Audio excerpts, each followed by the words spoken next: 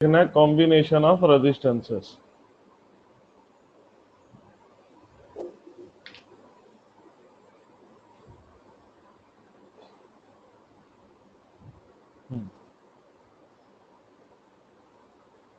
अब देखिए रेजिस्टेंस के कॉम्बिनेशन में आप जानते हैं तीन तरह के कनेक्शन होते हैं। बेसिकली तीन तरह के नहीं, चार तरह के कनेक्शन होते हैं। एक कनेक्शन होता है जिसको हम लोग बोलते हैं सीरीज कनेक्शन। पहला वाला जो कनेक्शन होता है सीरीज कनेक्शन। सभी को स्क्रीन दिख रहा है? Yes sir. Series connection. दूसरा कनेक्शन होता है जिसको बोलते हैं पैरेलल कनेक्शन। Parallel connection. तीसरा होता है जिसको हम लोग बोलते हैं स्टार कनेक्शन। और चौथा होता है डेल्टा कनेक्शन। चारों में क्या अंतर है? चारों में क्या अंतर है इसको हम लोग देखते हैं। क्या है सीरीज कनेक्शन? सीरीज कनेक्शन कैसा होगा? लगातार एक के बाद एक कनेक्शन होगा, इसको हम लोग बोलते हैं सीरीज कनेक्शन। R1 और R2 लगातार होगा, नेट इक्विवेलेंट हमको मिल जाता है R1 प्लस R2।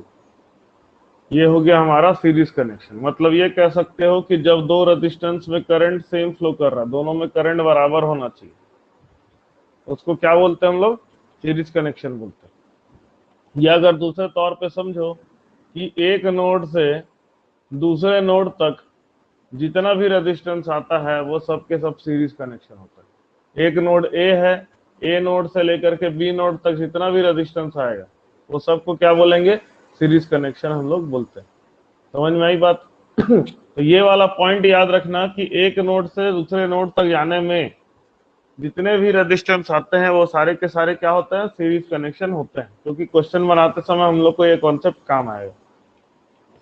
दूसरा होता है पैरेलल कनेक्शन। पैरेलल कनेक्शन सभी लोग पढ़े हो, इस तरह का कनेक्शन होता है। एक रेजिस्टेंस और दूसरा रेजिस्टेंस दोनों इस तरह से कनेक्टेड होते हैं, R1 R2। अब दोनों में खासियत क्या होता है कि दोनों रेजिस्टेंस का जो नोड होता है, अगर यहाँ पर A है, यहाँ पर B है, तो दूसरे वाले में भी क्या होना चाहिए? A और B होना चाहिए।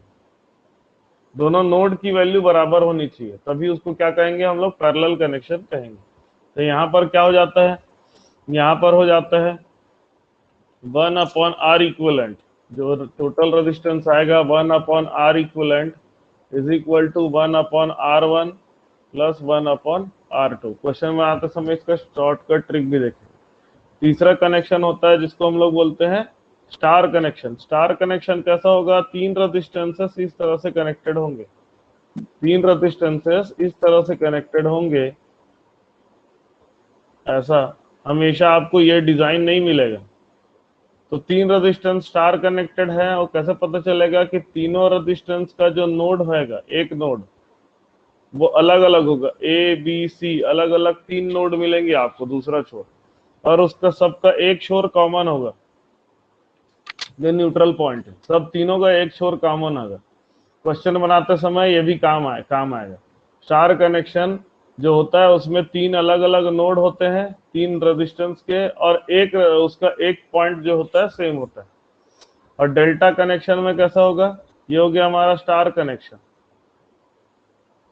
स्टार कनेक्शन को कैसे सॉल्व करना है इसको हम लोग देखेंगे बाद में। और चौथा, पहले पहचानना सीखो, ये हो गया तुम्हारा डेल्टा कनेक्शन, जिसमें इसमें भी तीन नोड होंगे और एक के बाद एक नोड में आपके रेजिस्टेंसेस कनेक्टेड होंगे। इसको बोलेंगे हम लोग delta connection.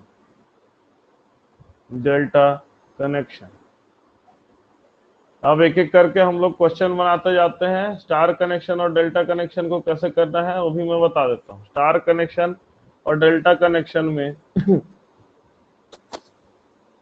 Star to delta conversion हमें करना पड़ता है। Star to delta conversion, direct उसमें रेजिस्टेंसेस नहीं आएगा, स्टार टू डेल्टा कन्वर्जन करना पड़ेगा।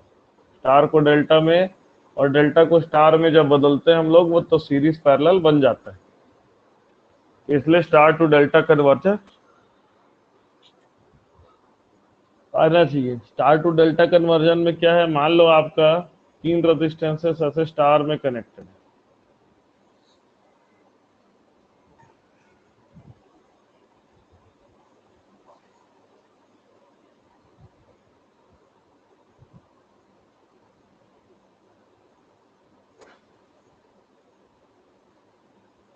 तीन रेजिस्टेंसेस ऐसे आपके स्टार में कनेक्टेड है और आपको क्या करना है, ये रेजिस्टेंसेस का नाम है R1,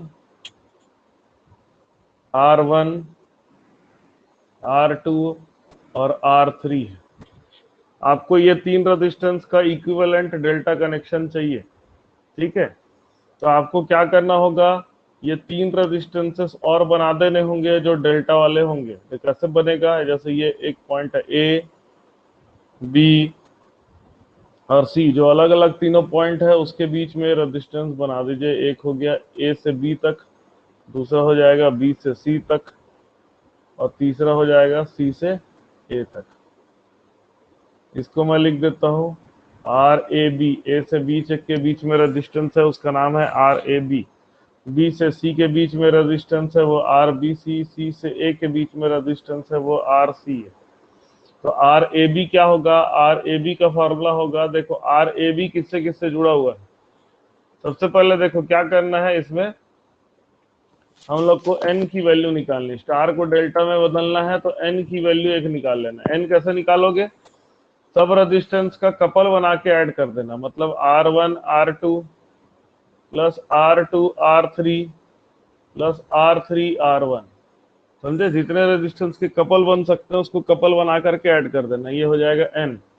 फिर RAB निकालना है, तो n डिवाइडेड बाई RAB के जस्ट उल्टा में क्या है, उल्टा में R3 है, ये ट्रिक है।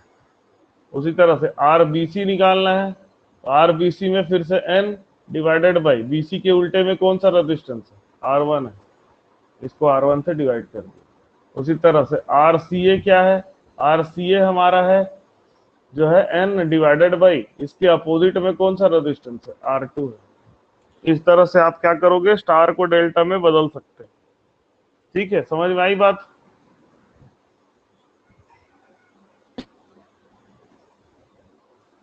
अब नेक्स्ट हम लोग देखते हैं delta to star conversion. Question करेंगे तो और अच्छे से क्लियर होते जाएगा। डेल्टा टू स्टार कन्वर्जन में क्वेश्चन कब जरूरत पड़ती है, जब हम लोग को इक्विवेलेंट रेजिस्टेंस निकालने की जरूरत पड़ती है। डेल्टा टू स्टार कन्वर्जन मतलब क्या है, तुमको दिया हुआ है गिवन RAB दिया हुआ है, RBC दिया हुआ है और RCA दिया हुआ है, ये तीनों चीज दिया है। क्या निकालना है, to find R1 R2 R3। मतलब डेल्टा से स्टार करने की भी जरूरत कभी कभी पड़ सकती है, तो कैसे करेंगे, यहां पर आप D निकाल लो। D कैसे निकालोगे, तीनों रेजिस्टेंस को जोड़ देना, RAB RBC प्लस RCA, तीनों रेजिस्टेंस को जोड़ देना। फिर क्या करोगे, R1 निकालना है, तो R1 देखो कौन कौन सा रेजिस्टेंस से जुड़ा हुआ है, RCA से जुड़ा हुआ है, RAB से जुड़ा हुआ है। तो R1 क्या हो जाएगा, RCA into RAB whole divided by D। ऐसी R2 निकालना है, R2 कैसे, RAB और RBC से जुड़ा हुआ है, तो RAB into RBC whole divided by क्या हो जाएगा, D। उसी तरह से R3 निकालना है, R3 किससे किससे जुड़ा हुआ है, R3 जुड़ा हुआ है RCA से जुड़ा हुआ है, RBC से जुड़ा हुआ है, तो ये हो जाएगा RCA RBC whole divided by D। आया बात समझ में। इस तरह से डेल्टा टू स्टार और स्टार टू डेल्टा कन्वर्जन करना है। अब हम लोग क्या है, क्वेश्चन बनाएंगे कैसे कैसे रेजिस्टेंस का कॉम्बिनेशन आपको निकालना है, फटाफट निकालना है, उसको हम लोग देखते हैं। और लास्ट में मैं आप लोगों को एक ट्रिक बताऊंगा, ठीक है। जब हम लोग लूप एनालिसिस कर लेंगे तो एक ट्रिक बताऊंगा जिसमें आंसर कभी गलत नहीं आता है। तो देखो क्या है, क्वेश्चन है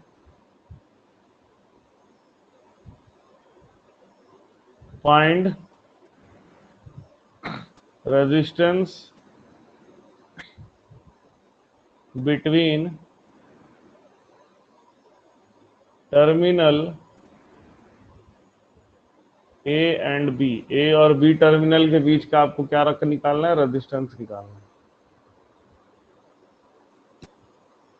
गुड मॉर्निंग। अब रेजिस्टेंस हम लोग को फाइंड आउट करना है।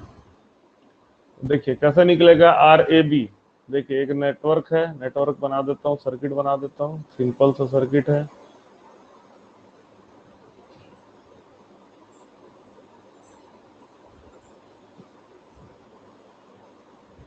ऐसा आपको एक सर्किट दिया हुआ है।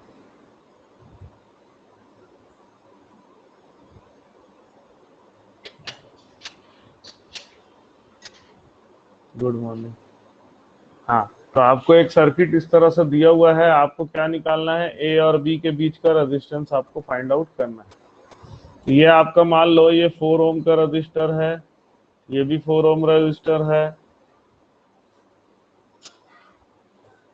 ये आपका 3 ओम रेजिस्टेंस है,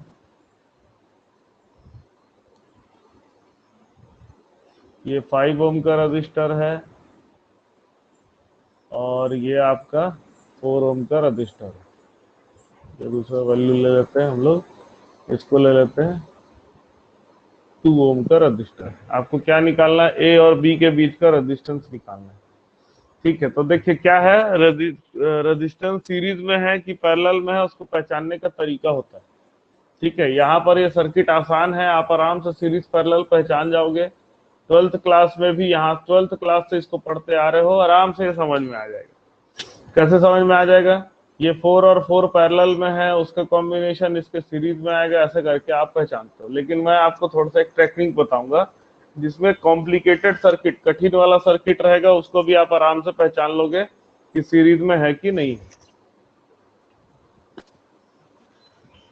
हाँ, तो इसका आंसर आ रहा है 4.5 ओम।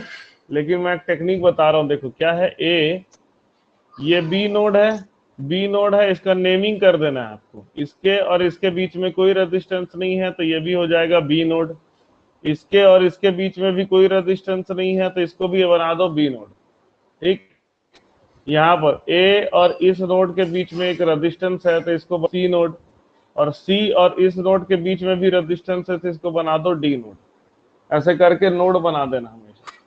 ठीक है, नोड बनाने के बाद क्या करना है, अब देखो ये 4 और ये 4, कई लोगों को डाउट रहता है कि ये सी, ये 5 ओम और ये 3 ओम पैरेलल में होगा।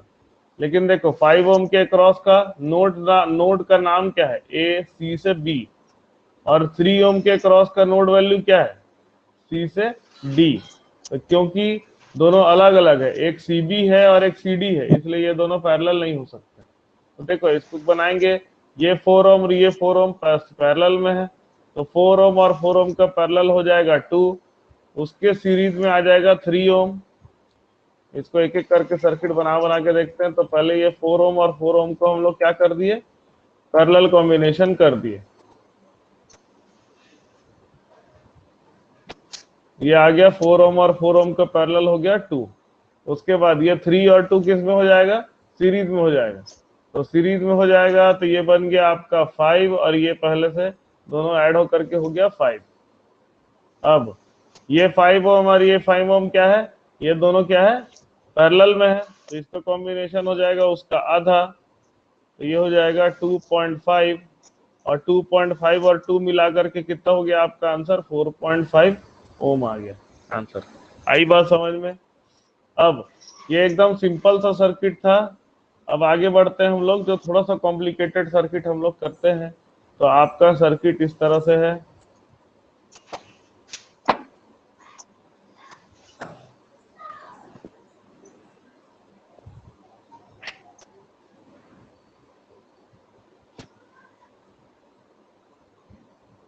थोड़ा सा मैं इसके कॉम्प्लिकेशन को बढ़ा रहा हूं।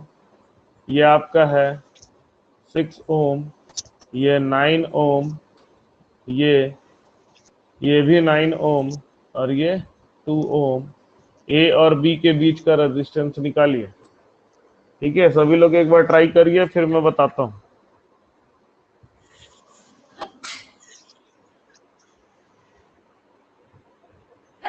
एक बार सभी लोग निकाल के बताइए, 2 मिनट का टाइम दे रहा हूँ। किसी का आंसर आ रहा होगा तो बताइए, क्या होगा आंसर इसका।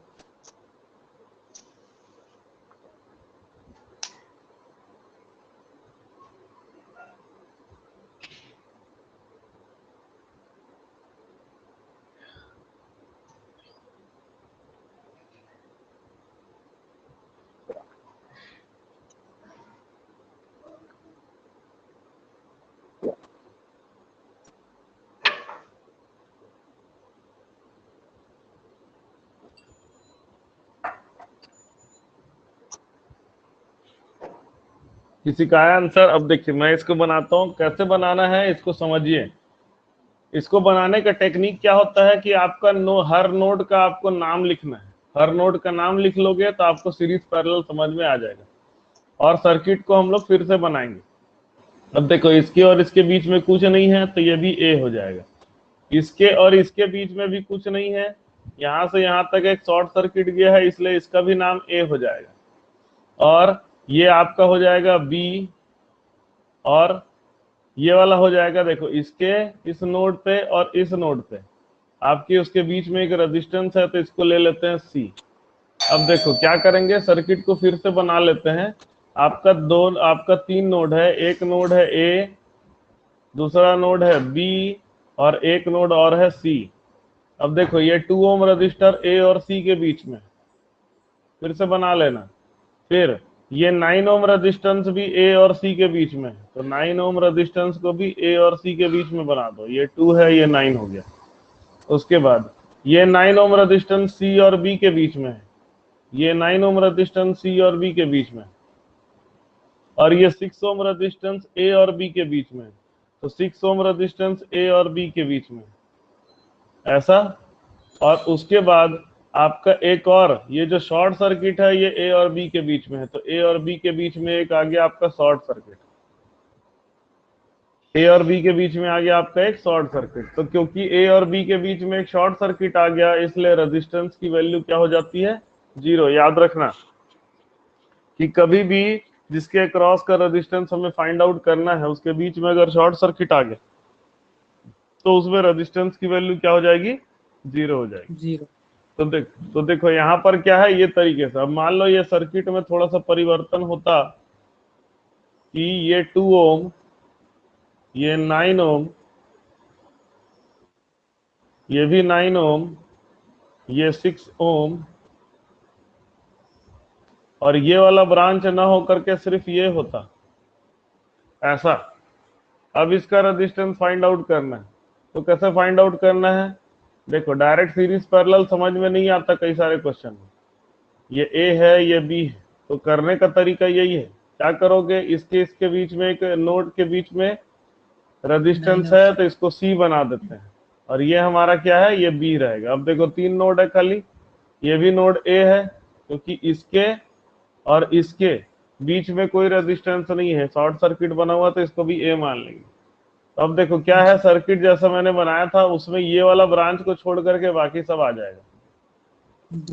तो ये हो जाएगा आपका, ये क्या है, ए और बी के बीच में रेजिस्टेंस है 6 ओम का। उसके बाद एक रेजिस्टेंस ये हो जाएगा आपका 9 ओम ए और सी के बीच में, और एक और रेजिस्टेंस है 2 ओम ए और सी के बीच में, और फिर यहाँ से इसके बीच में एक रेजिस्टेंस है 9 ओम। अब देखो यहाँ पर क्या है, हमको सीरीज पैरेलल इजीली समझ में आ गया। ए और सी के बीच में 2 रेजिस्टेंस है, एक रेजिस्टेंस है 9 और 2, एक रेजिस्टेंस है 9 और दूसरा रेजिस्टेंस है 2। तो हम क्या करेंगे, ये 9 और 2 का पैरेलल कॉम्बिनेशन करेंगे। तो 1/r is equal to 1/9 plus 1/2। इसका एलसीएम लेंगे तो आ जाएगा 18, ये हो जाएगा 2 प्लस 9, आंसर आ जाएगा 11/18। उल्टा करेंगे तो r की वैल्यू आ जाएगी 18/11। तो हम इन दोनों को सॉल्व कर देते हैं, नीचे में है 6, इन दोनों का कॉम्बिनेशन आ गया 18/11, और नीचे वाले का कॉम्बिनेशन आ गया 9।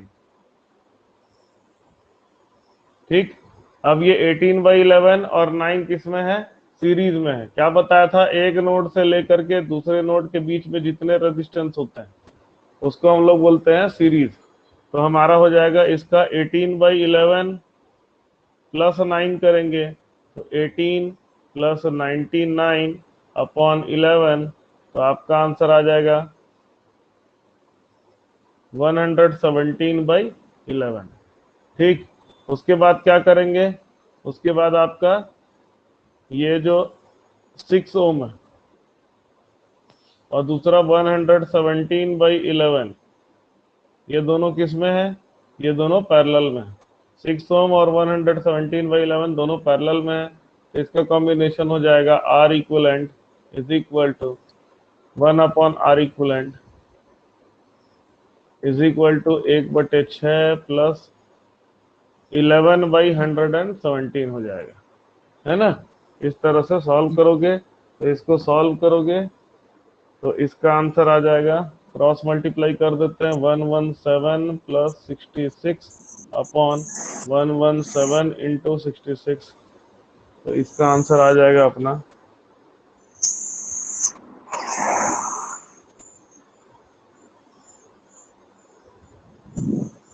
ये आ जाएगा अपना 183 और डिवाइडेड बाई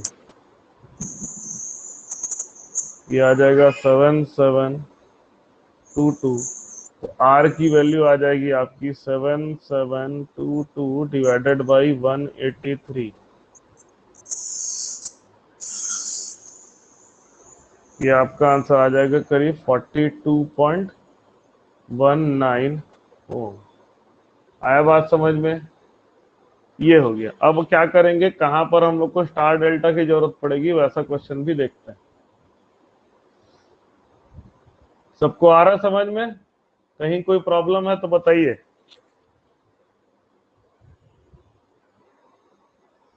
चलिए नेक्स्ट क्वेश्चन देखते हैं हम लोग, स्टार डेल्टा।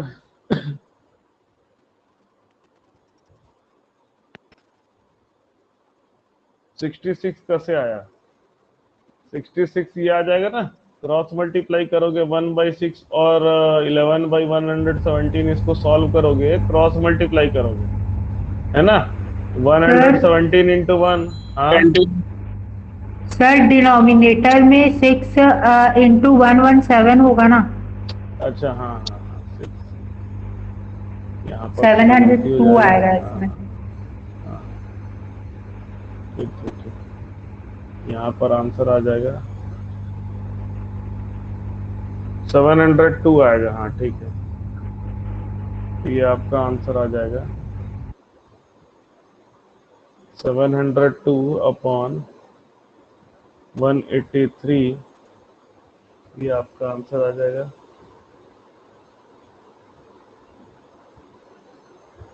ये आंसर आ जाएगा 3.83 आ जाएगा, ठीक, ये आंसर आ जाएगा 3.83। आया समझ में? 3.83 ओम।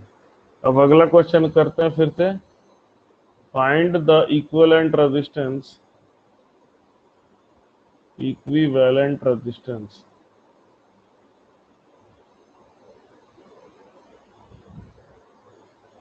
अब ऐसा एक नेटवर्क दिया हुआ है, यहाँ पर एक 2 ओम का रजिस्टर है, यहाँ पर एक 3 ओम का रजिस्टर है, यहाँ पर आपको दिया हुआ है 3 ओम का रजिस्टर, यहाँ पर दिया है आपको 9 ओम का रजिस्टर, फिर से 9 ओम रजिस्टर, ऐसा दिया हुआ है। आपको क्या करना है, इक्विवेलेंट रेजिस्टेंस फाइंड आउट करना है, RAB बोलते हैं इसको, इसमें इक्विवेलेंट रेजिस्टेंस फाइंड आउट करना है। तो इसको इस तरह के क्वेश्चन को करने के लिए इधर का अलग से निकाल लीजिए, इधर का अलग से निकाल लीजिए और आराम से बन जाएगा।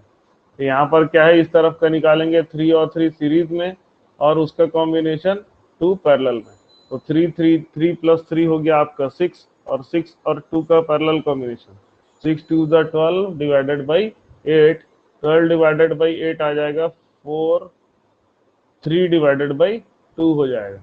इसका इस तरफ का आंसर आ जाएगा आपका 3 डिवाइडेड बाई 2, इस तरफ का आंसर आ जाएगा आपका 9 और 9 पैरेलल में है, उसके कॉम्बिनेशन हो जाएगा 4.5 या 9 डिवाइडेड बाई 2 कह सकते हैं। तो टोटल अगर करेंगे तो आंसर आ जाएगा आपका, आ जाएगा 9 10 के 12 से, इसका आंसर आ जाएगा 6 ओम,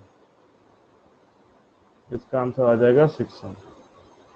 अब एकदम इजी क्वेश्चन था, नेक्स्ट क्वेश्चन करते हैं, फाइंड द इक्विवेलेंट रेजिस्टेंस।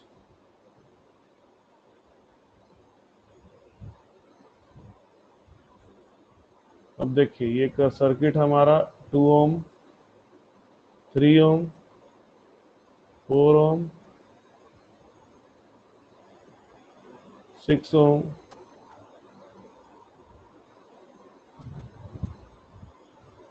और एक यहाँ भी एक ऐसा रेजिस्टेंस लगा हुआ है जिसकी वैल्यू है 8 ओम। देखो ये इतना सारा क्वेश्चन, मतलब इतना सारा रेजिस्टेंस दिया हुआ है, हमको क्या निकालना है? Equivalent resistance across A B. ठीक है, अब यहाँ पर देखते हैं, फिर से नोड की वैल्यू लिखते हैं। देखो ये नोड ए हो गया, ये नोड बी हो गया, ये भी नोड बी हो जाएगा। अब देखो ये भी नोड आपका हो जाएगा ए ही। अब इसके और इसके बीच में रेजिस्टेंस है तो इसको बना देते हैं हम लोग सी। इसके और इसके बीच में भी रेजिस्टेंस है तो इसको बना देते हैं डी। अब देखो यहाँ पर स्टार डेल्टा समझ में आ रहा है। देखो क्या है, ये 3 ओम, 4 ओम और 6 ओम को आप लोग देखिए, 3 ओम, 4 ओम और 6 ओम रेजिस्टेंस को आप देखिए। तो क्या है कि 3 ओम, 4 ओम और 6 ओम रेजिस्टेंस तीनों का अलग अलग पॉइंट है, ए, बी और सी, और तीनों का एक कॉमन पॉइंट है डी। इसी कारण से ये तीनों क्या हो जाएंगे? स्टार कनेक्शन हो जाएंगे। आई बात समझ में? अच्छा यहाँ पर एक Yes, sir. ये है, ठीक ठीक ठीक, यहाँ पर एक ये है कि देखो ये बी और ये सी के बीच में कुछ नहीं है तो ये भी बी बन जाएगा, ये तीनों स्टार कनेक्शन नहीं आएंगे। अब देखो ये बी और ये वाले नोड के बीच में कोई भी रेजिस्टेंस नहीं है तो ये भी क्या बन जाएगा? बी। अब ये तीनों देखो स्टार कनेक्शन नहीं है, क्यों नहीं है? ये देखो 3 का एक टर्मिनल है ए, 4 का टर्मिनल है बी और 6 का भी टर्मिनल है बी। तो देखो यहाँ पर 4 का टर्मिनल क्या है? डी और बी। 4 ओम रेजिस्टेंस का टर्मिनल देखो, 4 ओम रेजिस्टेंस का टर्मिनल है डी और बी। 6 ओम रेजिस्टेंस का टर्मिनल क्या है? ये भी डी और बी। तो ये 4 ओम और 6 ओम किस में हो जाएंगे? दोनों का टर्मिनल अगर सेम रहता है, टर्मिनल का नेम सेम रहता है, तो दोनों के दोनों हो जाएंगे पैरेलल में हो जाएंगे। ठीक है, तो अब इसको सॉल्व करने के लिए सर्किट को फिर से बना लेना ज्यादा बेहतर रहेगा कि हमारे पास 3 नोड ही हैं। तो हम क्या करते हैं, सर्किट को फिर से बना लेते हैं। एक नोड हमारा है ए, एक नोड हमारा है बी और एक नोड हमारा है डी। अब देखो क्या क्या है, ए और डी के बीच में एक रेजिस्टेंस है 3 ओम का। उसके बाद ए और बी के बीच में रेजिस्टेंस है 2 ओम का।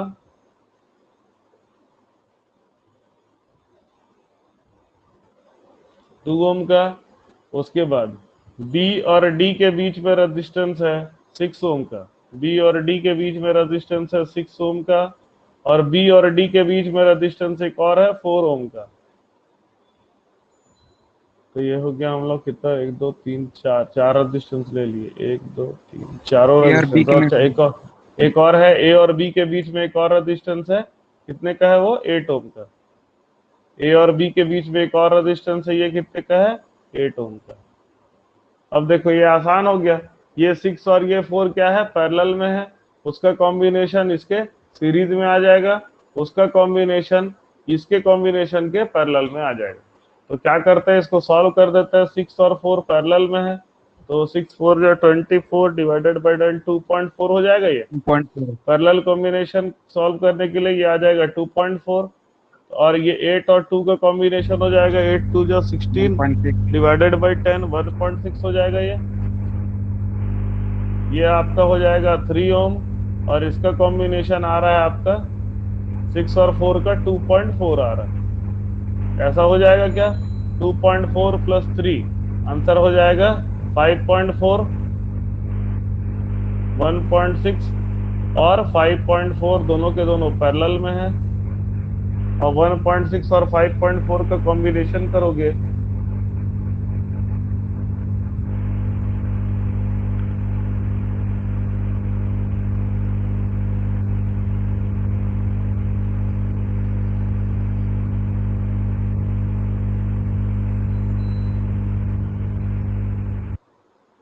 आंसर आ जाएगा 1.23। आंसर आ जाएगा 1.23 ओम। तो इस तरह से आपको रेजिस्टेंस का सीरीज पैरेलल करना है, समझे? जो भी आपका रेजिस्टेंस का कॉम्बिनेशन है इस तरह से करना है। अब एक क्वेश्चन जो एग्जाम में आया हुआ है उसको सॉल्व करना है। जैसे क्या है, एक आपको दिया हुआ है question, find the equivalent resistance, find the equivalent resistance.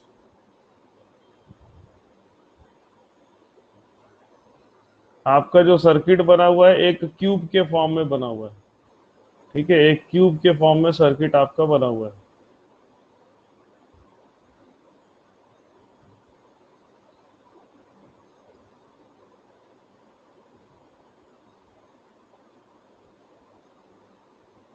ऐसा क्यूब टाइप का बना हुआ है, इसमें रेजिस्टेंस बने हुए हैं हर ब्रांच में।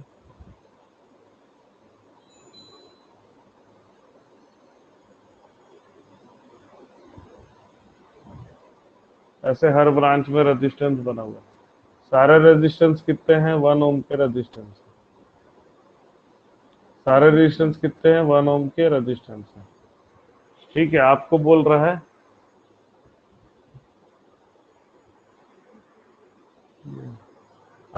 रहा है find the resistance across terminal A and B. ठीक है, ऐसा दिया हुआ है, टर्मिनल ए और दूसरा टर्मिनल बी है, तो ए और बी के बीच में रेजिस्टेंस आपको फाइंड आउट करना है। ठीक है, इस तरह के क्वेश्चन को कैसे बनाना है? इस तरह के क्वेश्चन को सीरीज पैरेलल करने जाओगे तो बहुत परेशान हो जाओगे। तो इसके लिए एक ट्रिक होता है। ट्रिक क्या होता है कि आपको क्या करना है कि मान लेना है कि एक वोल्टेज सोर्स आप लिए हो।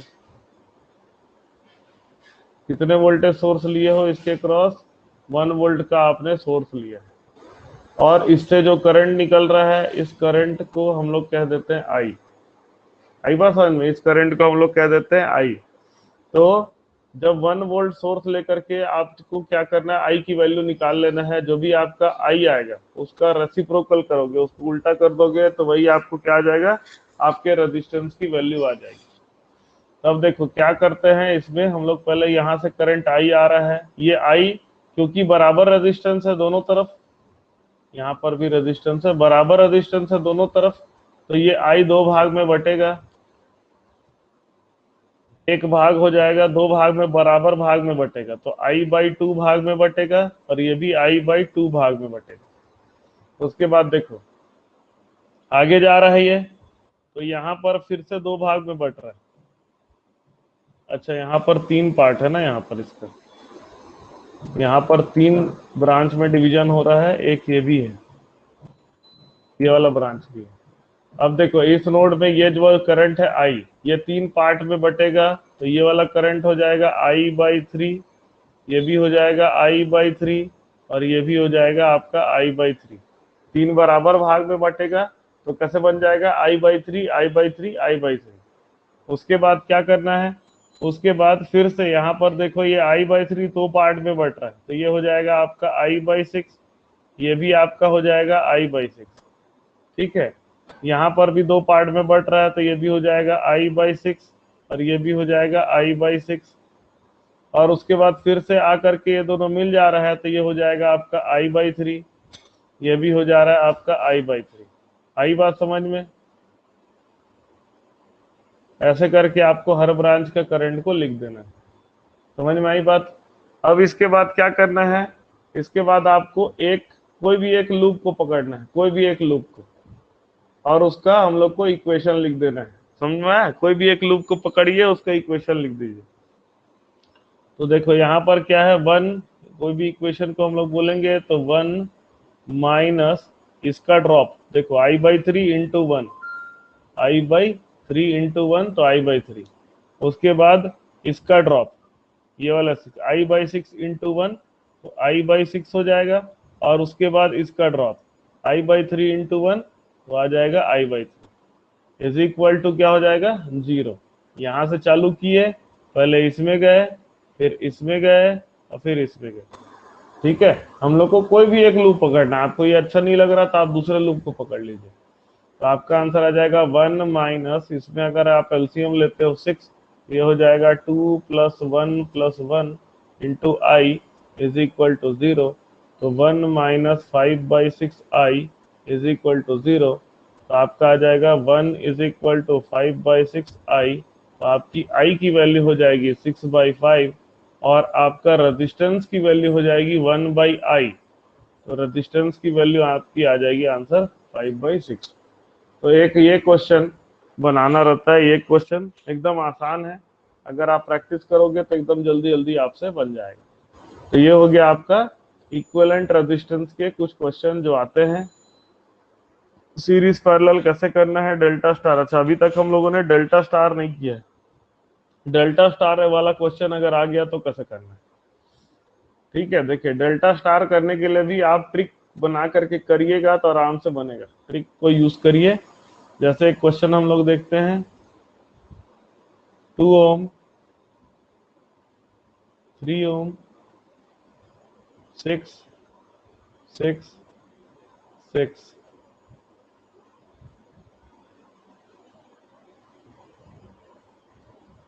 3 और एक रेजिस्टेंस ऐसा बना हुआ है आपका, ये भी 3। अब यहाँ पर क्या है, यहाँ पर देखो प्रॉब्लम क्या है यहाँ पर कि अगर हम लोग नोड वाला वैल्यू लेते हैं ए, ये हो गया बी, इसको लिखेंगे भी, इसको भी लिखेंगे बी, इसको भी लिखेंगे बी, है ना। ये इसके बीच में कुछ है तो सी, इसके बीच में कुछ है तो डी, और ये एक और नोड बन जाएगा आपका ई। नंबर ऑफ नोड देखो बहुत सारे हैं, ठीक है। अब देखो ये 6, ये 6 और ये 6, ये तीनों को देखो, ये 6, ये 6 और ये 6, इसका एक पॉइंट है सी, दूसरा पॉइंट है ई, तीसरा पॉइंट है बी, और एक कॉमन पॉइंट है डी। तो ऐसा कंडीशन जब होता है तो इसको क्या बोलते हैं, इसको हम लोग बोलते हैं स्टार कनेक्शन। ऐसा कंडीशन अगर आता है तो इसको क्या बोलते हैं, स्टार कनेक्शन। तो क्या करना है, इस तरह के क्वेश्चन को डायरेक्ट सीरीज पैरेलल आप कर ही नहीं पाओगे किसी भी कंडीशन में। सीरीज पैरेलल कॉम्बिनेशन इसका नहीं बन सकता। तो उसको करने के लिए हमको क्या करना है, स्टार को डेल्टा, ये तो डेल्टा को स्टार में हम लोग को बदलना पड़ेगा। तो कैसे करेंगे इसको, डेल्टा को स्टार या स्टार को डेल्टा में बदलने के लिए हम क्या करते हैं, इसके एंड में हम लोग एक रेजिस्टेंस लगा देते हैं। ऐसा एक एंड में रेजिस्टेंस लगा देते हैं। जो 3 अलग अलग पॉइंट है ना, उसमें रेजिस्टेंस को हम लोग को लगाना है। अब देखो क्या है, ये 6, ये 6, ये 6, तीनों 6, 6, 6 है। तो स्टार को डेल्टा में बदलने के लिए मैं बताया था, स्टार को डेल्टा में बदलने के लिए तीनों रेजिस्टेंस का कपल बना के उसको जोड़ दो। तो क्या है, 6 × 6 + 6 × 6 + 6 × 6, तो हो जाएगा 3 × 36, है ना। इसको हम क्या कर दिए, जोड़ दिए। अब इसकी वैल्यू, ये वाला जो रेजिस्टेंस है, ऊपर वाला रेजिस्टेंस, इसकी वैल्यू क्या हो जाएगी, न्यूमरेटर बटे अपोजिट रेजिस्टेंस बताया था, तो ये हो जाएगा 3 × 36/6। ऑल रेजिस्टेंस विल बी, सारे रेजिस्टेंस जो होंगे ये हो जाए 3 × 36/6, क्योंकि अपोजिट में सिर्फ 6 ओम का रजिस्टर है तीनों में। तो ये हो जाएगा आपका 3 × 6, आंसर आ जाएगा 18 ओम। आया बात समझ में ये चीज। अब इसके बाद क्या करेंगे, आप स्टार टू डेल्टा कन्वर्जन कर लिए। अब आप सर्किट को फिर से बना लो, रीड्रॉ कर लो। ये आपका 2 ओम रजिस्टर, ये 3 ओम रजिस्टर। अब यहाँ पर एक रेजिस्टेंस आ जाएगा 3 ओम का। अब यहाँ पर C और E के बीच में आपने एक और रेजिस्टेंस निकाल लिया, इसकी वैल्यू हमारी कितनी है, 18 ओम। अब देखो E और B के बीच में आपने एक रेजिस्टेंस निकाल लिया, यहाँ पर हम इसको B ले लेते हैं। ये पॉइंट है आपका E, तो E और B के बीच में आपका एक रेजिस्टेंस है, इसको मैं भी ले लेता हूँ B। तो E और B के बीच में एक रेजिस्टेंस है आपका, ये भी 18 ओम का है। और यहाँ पर एक रेजिस्टेंस है, ये आपका कितने का है, 3 ओम का है। उसके बाद A, C और B के बीच में एक रेजिस्टेंस है, ये भी आपका 18 ओम का है। और C और B के बीच में हमने एक रेजिस्टेंस 3 ओम को ऑलरेडी बना दिया। तो आपका सर्किट इस तरह से बन गया, ठीक है। अब क्या कर सकते हो, मैं इसको थोड़ा सा और आसान कर देता हूँ। इसके बीच में एक और रेजिस्टेंस को हम लोग ले लेते हैं 18, और ये हो गया हमारा ब्रांच कंप्लीट। अब देखो क्या है, आसान हो गया है। ये 18 और ये 3 दोनों पैरेलल में है, ये 18 और ये 3 भी पैरेलल में है, ये 18 और ये 3 भी पैरेलल में है। अब पैरेलल सीरीज कॉम्बिनेशन आप कर सकते हो और सर्किट को आसानी से बना सकते हो। तो ये तो हो गया आपका स्टार टू डेल्टा कन्वर्जन, ठीक है। कॉम्बिनेशन में और क्वेश्चंस बनाइए। कुछ क्वेश्चन कॉम्बिनेशन के जो आए हुए हैं उसको हम लोग लास्ट में, आखिरी जो क्लास होगा उसमें कॉम्बिनेशन के क्वेश्चन को हम लोग बनाएंगे। ठीक है, अब हम लोग आते हैं नेक्स्ट, जो आपका है method to solve the circuit. Method to solve the circuit, सिर्फ मेथड को एक्सप्लेन कर देता हूं कि कैसे कौन कौन से मेथड से आप सर्किट को सॉल्व कर सकते हैं। तो पहला मेथड होता है जिसको बोलते हैं लूप मेथड। पहला मेथड है जो आपका है लूप मेथड। ठीक है, अब लूप मेथड क्या होता है? लूप मेथड में हम लोग को केवीएल इक्वेशन लिखना पड़ता है, केवीएल इक्वेशन। ठीक है, सब लोग जानते हैं लूप मेथड। तो लूप मेथड को खाली एक डायरेक्ट एक सर्किट से मैं समझा देता हूँ। सभी लोग को पता है लूप मेथड कैसे करना रहता है? Yes sir. यस देखो, करना कुछ नहीं रहता। जैसे आपको एक सर्किट दिया रहेगा, सर्किट को मैं सॉल्व करके बता देता हूँ लूप मेथड से। यहाँ पर एक वोल्टेज सोर्स दिया हुआ है, ये मान लो 10 वोल्ट का सोर्स है, ये 2 ओम का है, ये 6 ओम का रजिस्टर है, और ये आपका 12 ओम का रजिस्टर। तो क्या होगा, एक करंट को मान लीजिए, यहाँ से कोई भी करंट का डायरेक्शन लेते समय ज्यादा सोचना नहीं है, कोई भी करंट आई ले लिए, और यहाँ पर का करंट को हम लोग ले लेते हैं I2, यहाँ का करंट ले लेते हैं I1। तो पहले क्या करना है, पहले लिखना है आपको राइट KCL इक्वेशन, मतलब टोटल इनकमिंग करंट जो होता है is equal to total outgoing current, I is equal to I1 plus I2 करके आप इसको सॉल्व कर दीजिए। तो आपको I1 की वैल्यू मिल जाएगी I माइनस I2। अब यहाँ पर आपको मिल जाएगा। अब क्या करेंगे, सर्किट को फिर से बना लेते हैं। 10 2, यहाँ का रेजिस्टेंस हो जाएगा I माइनस I2, फिर रेजिस्टेंस है 12 ओम का, और ऐसा। अब आपको क्या करना है, लूप इक्वेशन लिखना है। तो लूप इक्वेशन किस तरह से लिखेंगे? लूप इक्वेशन इस तरह से लिखेंगे कि आप करंट के डायरेक्शन में जा रहे हैं, करंट के डायरेक्शन में जा रहे हैं तो वोल्टेज के ड्रॉप होता है तो वोल्टेज उसको नेगेटिव लिखेंगे, और करंट के अपोजिट जा रहे हैं तो वोल्टेज का राइज हो जाता है तो उसको पॉजिटिव लिखेंगे। तो पहले वाले लूप में सॉल्व करते हैं। इसका करंट है I, इसका करंट है I2, इसका करंट है I माइनस I2, यहाँ का रेजिस्टेंस है 6 ओम। तो हो जाएगा 10 minus 2I minus 6 times of I minus I2, इसकी वैल्यू हो जाएगी 0। तो हम लोग आ जाएगा 10 minus 2I minus 6I plus 6I2, इसकी वैल्यू हो जाएगी 0। तो आपका एक इक्वेशन बन जाएगा। उसी तरह से दूसरे वाले बड़े लूप में भी जा सकते हो। तो 10 minus 2I minus 12I2 is equal to 0, ये बन जाएगा सेकंड इक्वेशन, ये बन जाएगा फर्स्ट इक्वेशन, और इसको सॉल्व करके आप लूप मेथड से इसको सॉल्व कर सकते हो। तो फिर भी अगर देखोगे कि लूप मेथड जो है उसमें काफी कुछ सॉल्व करना है, इसलिए इसके आने के चांसेस कम हो जाते हैं लूप मेथड से डायरेक्ट। तो क्वेश्चन आता है, लूप मेथड हो गया, फिर भी आपको लूप और नोडल मेथड समझना चाहिए। नोडल मेथड, दूसरा मेथड होता है नोडल मेथड। नोडल मेथड में हम लोग क्या लिखते हैं, केसीएल इक्वेशन लिखते हैं।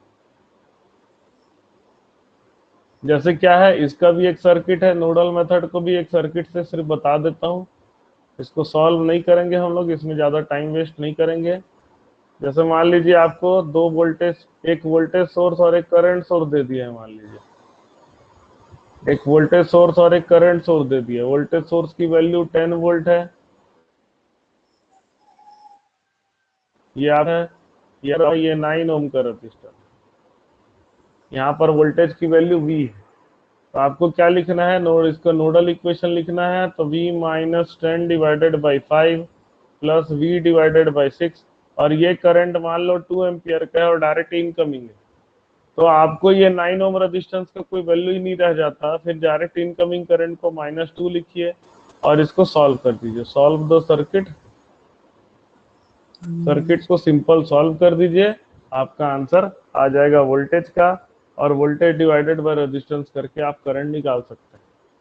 ठीक है, तो क्योंकि हमारे पास टाइम कम है तो हम लोग इसको सॉल्व नहीं कर रहे हैं, हम लोग आगे बढ़ रहे हैं और मैं आपको बताना चाह रहा हूं नेटवर्क थ्योरम्स, जो कि आपके एसएससी जेई के लिए ज्यादा इंपॉर्टेंट है। ये सब आप लोग पढ़ चुके हो, नेटवर्क थ्योरम्स में हम लोग आते हैं, जो कि काफी इंपॉर्टेंट है नेटवर्क थ्योरम्स एसएससी जेई के लिए। तो हम लोग नेटवर्क थ्योरम्स में आते हैं। क्या है नेटवर्क थ्योरम्स?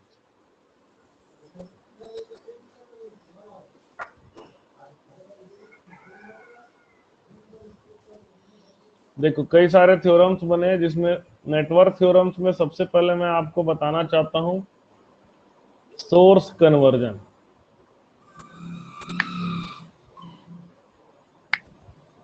ठीक है, सोर्स कन्वर्जन का क्या मतलब होता है? सोर्स कन्वर्जन में होता है current source to voltage source और वोल्टेज सोर्स को करंट सोर्स में कन्वर्ट किया जाता है।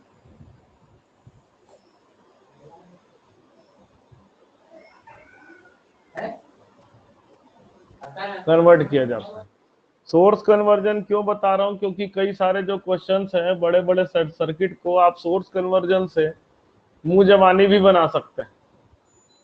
ठीक है, आपको करना क्या है, आपको स्पीड बढ़ाना, स्पीड बढ़ाने के लिए जो जो टेक्निक हम सीख सके उतना अच्छा।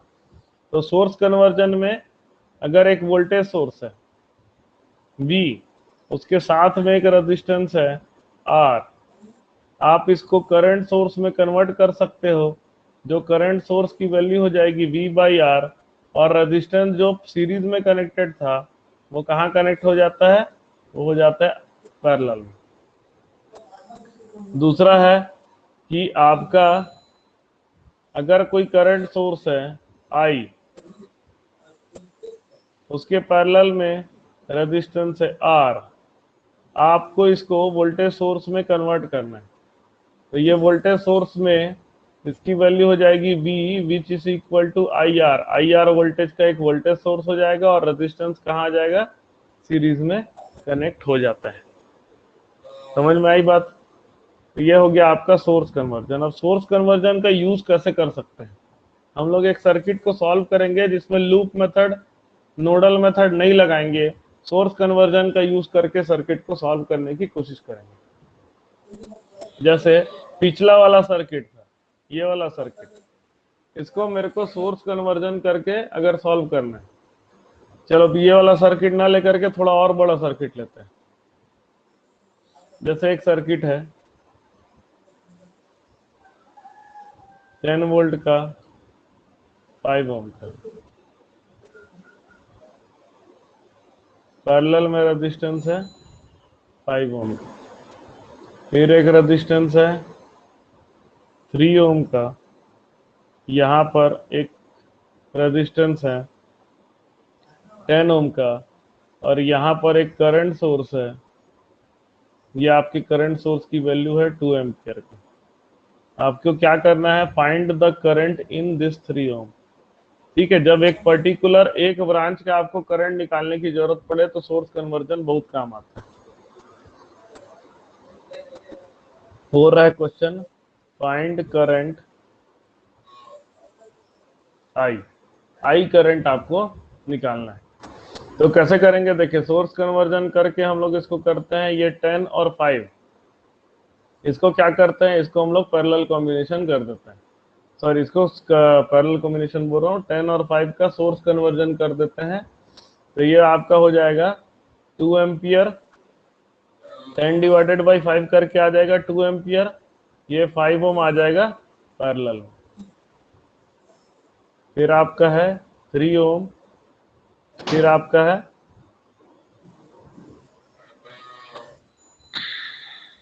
एक और 5 ओम यहाँ पैरेलल में है, फिर आपका 3 ओम है।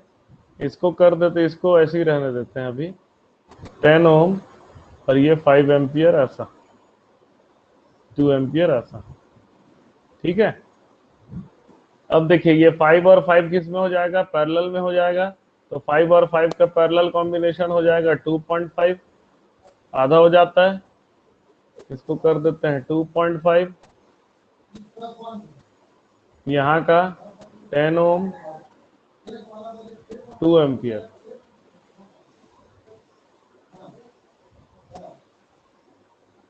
कोई नोडल कोई लूप मेथड हम लोग नहीं यूज कर रहे हैं। अब क्या करेंगे, इसको फिर से वोल्टेज सोर्स में बदल देंगे तो ये हो जाएगा 2.5 मल्टीप्लाई बाई 2, 5 वोल्ट सोर्स हो जाएगा विद सीरीज में 2.5 के। यहाँ का सोर्स कन्वर्जन करेंगे तो आ जाएगा आपका 20 वोल्ट, 10 मल्टीप्लाई बाई 2 हो जाएगा 20 वोल्ट, और सीरीज में आ जाएगा रेजिस्टेंस आपका 10, और यहाँ पर सीरीज में तो 3 था ही।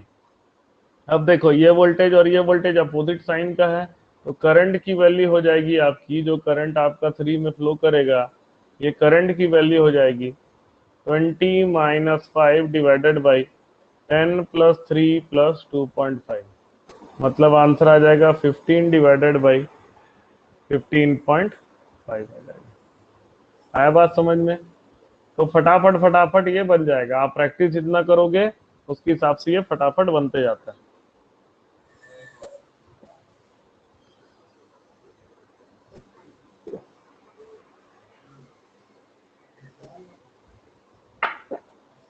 आया बात समझ में? इस तरह से सोर्स कन्वर्जन करके आप सर्किट को सॉल्व कर सकते हैं। ठीक है, हम लोग और क्वेश्चन करते हैं। अगर हम लोग कोई रेगुलर क्लास करते हैं, अभी वर्कशॉप है, तो सिर्फ मैं आपको हर चीज का इंट्रोडक्शन देते जा रहा हूं। चलिए, आज हम लोग नेटवर्क थ्योरम तक कंप्लीट करने की कोशिश करेंगे। नेटवर्क थ्योरम्स जितने भी हैं वो सबको कंप्लीट करने की कोशिश करेंगे। तो नेटवर्क थ्योरम में सबसे पहले आता है सुपरपोजिशन थ्योरम।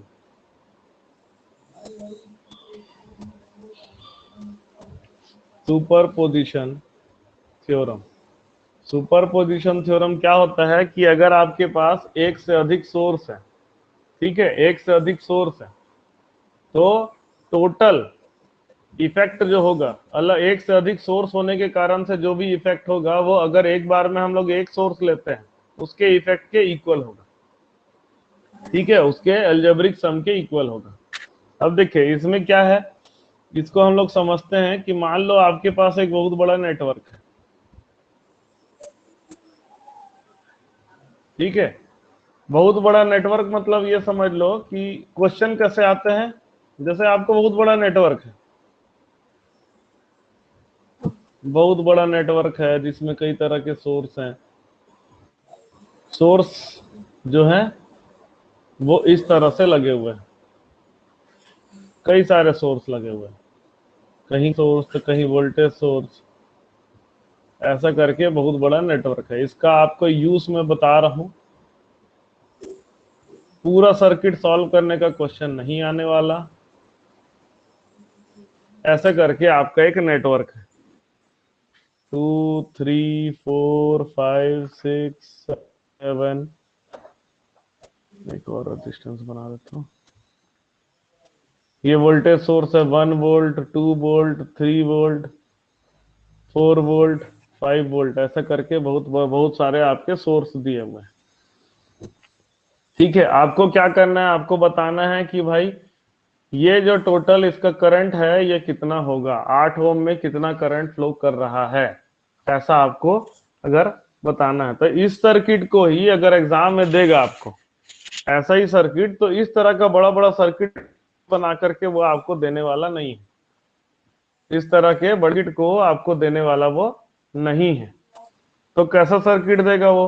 सर्किट इस तरह से देगा कि आपको बताएगा कि एक नेटवर्क है,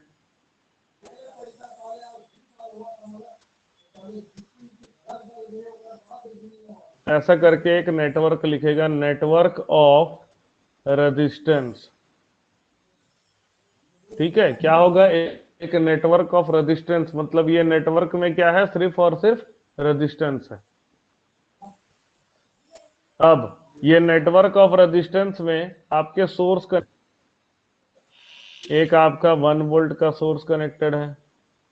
ठीक है, तो आपको देखो क्या देगा, ऐसा यहां पर दे दिया आपको सोर्स, ऐसे करके दे दिया, यहां पर आपका सोर्स है, और यहाँ पर आपका 8 ओम का रजिस्टर है, जिसको निकालना है वो दिया है आपको। अब बोलेगा करंट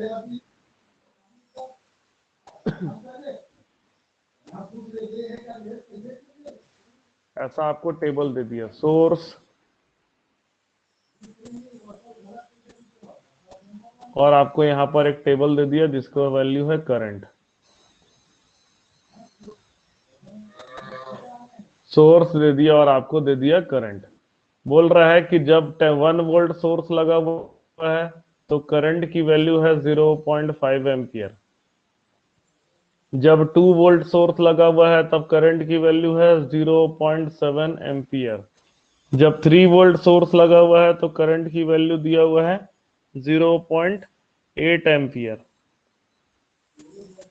जब 5 एम्पियर सोर्स, ये 5 एम्पियर सोर्स है, 5 एम्पियर सोर्स कनेक्टेड हुआ है तो -1.8 एम्पियर दिया हुआ है।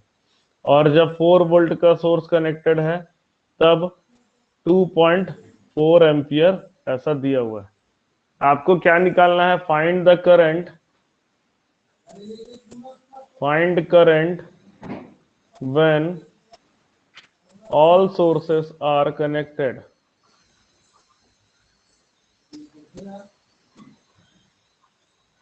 ठीक है, ऐसा करके आपको क्वेश्चन दे दिया। क्वेश्चन समझ में आया? क्वेश्चन में दे दिया है कि एक नेटवर्क ऑफ रेजिस्टेंस है, मतलब एक नेटवर्क है, एक सर्किट है जिसमें सिर्फ और सिर्फ रेजिस्टेंस है, और दे दिया आपको सोर्स। क्वेश्चन में दे दिया टेबल बना करके कि 1 वोल्ट सोर्स और 0. अगर सिर्फ 1 वोल्ट सोर्स लगा हुआ है तो करंट कितना है? 0.5 एम्पियर। 2 वोल्ट सोर्स खाली कनेक्टेड है तो करंट 0.7 एम्पियर। 3 वोल्ट खाली कनेक्टेड है तो 0.8। ऐसा करके आपको टेबल दे दिया। तो बोल रहा है कि जब सारे सोर्स कनेक्टेड होंगे तो करंट कितना होगा। जब सारे सोर्स कनेक्टेड होंगे तो करंट कितना होगा। आई बात समझ में सभी को? तो सारे सोर्स, आई ऑल करके लिख देता हूं, सारे सोर्स कनेक्टेड है तो करंट क्या होगा? ये जितने करंट आपको दिए हैं क्वेश्चन में सबको जोड़ दीजिए direct. 0.5 plus 0.7 plus 0.8 plus 2.4 minus 1.8, सबको क्या कर दीजिए आप? ऐसा करके जोड़ दीजिए। तो किसको जोड़ेंगे तो कितना आएगा? ये आपको टोटल करंट आपका आ जाएगा। कितना आएगा ये? 12 12 20 20 20 24 20 4.4 4.4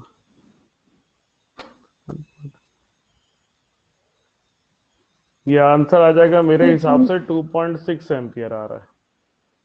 आई बात समझ में? ये क्या आ रहा है आपका? 2.6 एम्पियर आ रहा है। अब इसी में क्वेश्चन दे देगा कि find the current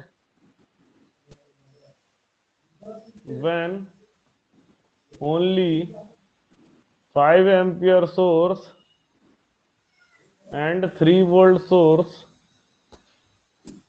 are connected। ठीक है, 5 एम्पियर सोर्स ये वाला और 3 वोल्ट सोर्स ये वाला कनेक्टेड है। तो इसको अगर सॉल्व करोगे तो क्या आएगा? जो जो उसका दिया हुआ है उसको हम लोग ऐड कर देंगे। तो 5 एम्पियर सोर्स के कारण से करंट कितना था? -1.8, और 3 वोल्ट सोर्स के कारण से क्या था? +0.8। तो करंट की आ जाएगी वैल्यू -1.8 प्लस 0.8, आंसर आ जाएगा -1 एम्पियर। ठीक है, अब इसी में क्वेश्चन आगे सब लिंक क्वेश्चन है। Find which source must be connected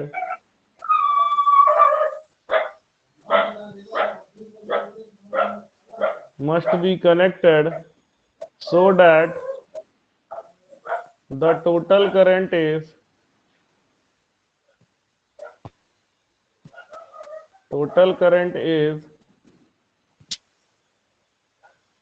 2 ampere. समझे? बताना है कि कौन कौन सा सोर्स कनेक्ट होना चाहिए जिससे टोटल करंट कितना आ जाए? 2 एम्पियर आना है। तो देखो क्या हो जाएगा, टोटल करंट 2 एम्पियर आपको लाना है। तो कैसे ला सकते हो आप? देखो कौन कौन सा चीजों को जोड़ने से 2 एम्पियर आ रहा है, इसको देखना है। ऊपर अब का देखो वो ऊपर का 3 को जोड़ दिए तो आंसर आ जाएगा 1 वोल्ट, 2 वोल्ट एंड 3 वोल्ट। ठीक, ये हो गया। उसके बाद सुपरपोजिशन थ्योरम का एक और क्वेश्चन बनता है, what is the internal resistance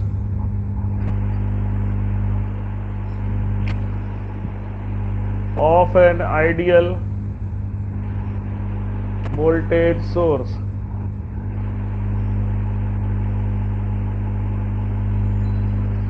zero. Internal resistance of ideal voltage source क्या होता है? इसका आंसर होता है 0। उसके बाद next question, what is internal resistance of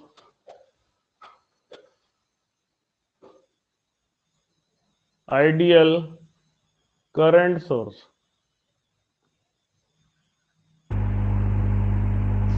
internal resistance of ideal current source कितना होता है? इसका आंसर आता है इंफिनिटी, इनफाइनाइट, है ना। इसका आंसर आता है infinity.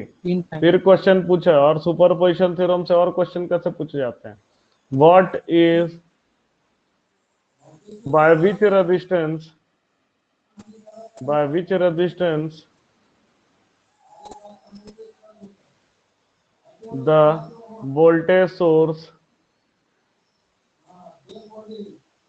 is replaced in solving superposition theorem?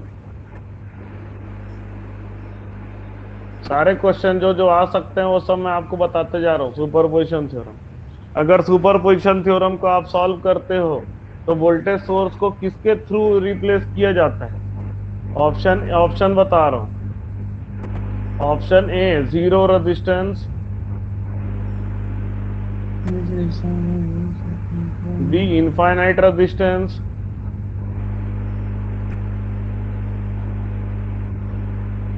C internal resistance, और डी नन। क्या होगा आंसर बताइए? Internal resistance. इंटरनल रेजिस्टेंस से उसको रिप्लेस किया जाता है तो इसका आंसर आ जाएगा इंटरनल रेजिस्टेंस। उसके बाद नेक्स्ट क्वेश्चन कि इन एन इलेक्ट्रिक सर्किट, एक इलेक्ट्रिक सर्किट में there are only 2 sources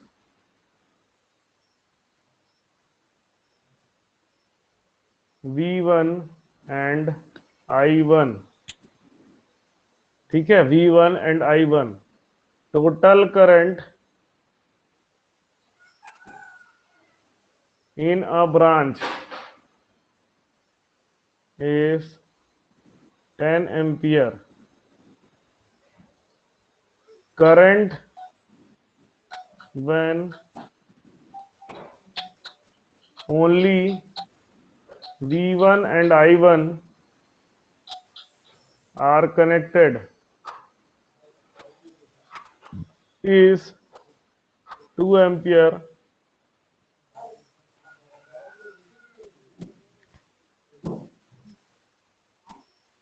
Sorry, current when only V1 is connected is 6 ampere. What will be current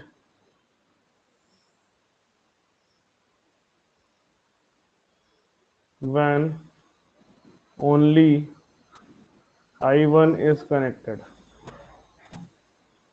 मतलब क्वेश्चन क्या है कि एक इलेक्ट्रिकल नेटवर्क है, इसमें 2 सोर्स कनेक्टेड है। एक सोर्स है वोल्टेज सोर्स जो है V1 का, और दूसरा आपका करंट सोर्स है जो है I1 का। ये आपका लोड है, ठीक है। तो टोटल करंट जो लोड में फ्लो कर रहा था, ये टोटल करंट की वैल्यू 10 एम्पियर। जब सिर्फ V1 कनेक्टेड था तब करंट, जब V1 कनेक्टेड था ओनली V1, तब करंट की वैल्यू कितनी थी? 6 एम्पियर थी। तो जब ओनली I1 कनेक्टेड होगा तब करंट की वैल्यू कितनी होगी? आई बात समझ में? क्वेश्चन सिंपल सिंपल क्वेश्चन, ठीक है, कॉन्सेप्चुअल क्वेश्चन है, जो देख करके बनना है वैसा वाला क्वेश्चन ज्यादा आता है, ज्यादा सॉल्व करने वाला क्वेश्चन नहीं आता। सुपरपोजिशन थ्योरम से देखिए इतने सारे क्वेश्चन हमने बना लिए। क्वेश्चन समझा रहा हूं, क्वेश्चन क्या है कि टोटल करंट जो भी लोड है, ये RL कह देता हूं, लोड में टोटल करंट कितना है? 10 एम्पियर। जब सिर्फ V1 कनेक्टेड था, मतलब दोनों कनेक्टेड था, तब करंट कितना था? 10 एम्पियर। जब सिर्फ V1 कनेक्टेड था तब करंट कितना था? 6 एम्पियर। तो सिर्फ I1 कनेक्ट होगा तो करंट कितना होगा? बनेगा किसी से? Sir 4 ampere. 4 एम्पियर आएगा। क्यों? क्योंकि I due to V1 only, सिर्फ करंट V1 के कारण, वोल्टेज V1 के कारण से जो करंट है वो 6 एम्पियर। सिर्फ I1 के कारण से मान लो जो करंट है इसको X मान लेते हैं, तो V1 I1 मतलब दोनों कनेक्टेड है, उस समय का करंट है 10। तो ये हो जाएगा V1 I1 की वैल्यू कितनी हो जाएगी? V1 प्लस I1, तो ये हो जाएगा आपका 10 इज इक्वल टू, इसका वैल्यू नहीं पता तो x प्लस, सॉरी इसका वैल्यू पता है अपने को, इसकी वैल्यू आ जाएगी 6 प्लस एक्स, एक्स की वैल्यू आपकी आंसर आ जाएगी 4 एम्पियर। क्या है, आप सभी को पता है ये सॉल्व करना, लेकिन क्वेश्चन ऐसा घुमा के पूछता है कि आप जो है उसमें फंस जाओगे। तो इसलिए क्वेश्चन पढ़ने की आदत डालो अच्छे से और बन जाएगा। बहुत कठिन क्वेश्चन नहीं आते, बार बार बोल रहा हूं, बस आपको करना क्या है, उसको प्रैक्टिस करना है और भरोसा रखना है अपने आप पर कि आप उसको निकाल सकते हो। ठीक है, और क्वेश्चन क्या बनते हैं उसमें मैं बताता हूं। जैसे एक क्वेश्चन है कि what should be the value of current in an electric circuit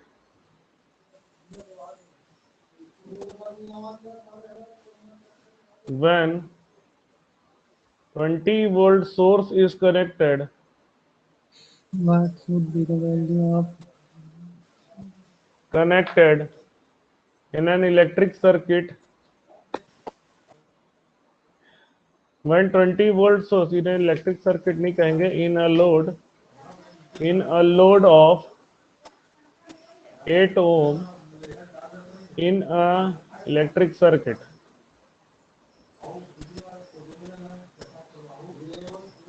when only 20-volt source is connected?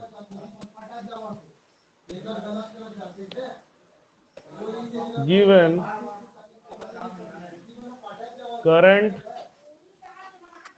when 2 ampere is connected is 1 ampere and current when both 20-volt and 2 ampere is connected is 6 ampere, या इसको 1 ampere कर देता हूँ। चलो अब ये question को बनाओ, सभी लोग क्वेश्चन को पढ़ो और बताओ कि क्या होगा आंसर।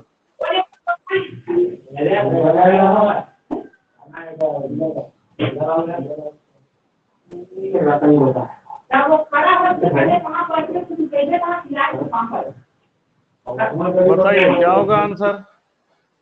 आवाज जिसकी तरफ से आ रहा है वो म्यूट कर लो अपना, बाकी लोगों को डिस्टर्ब होगा, म्यूट कर लो।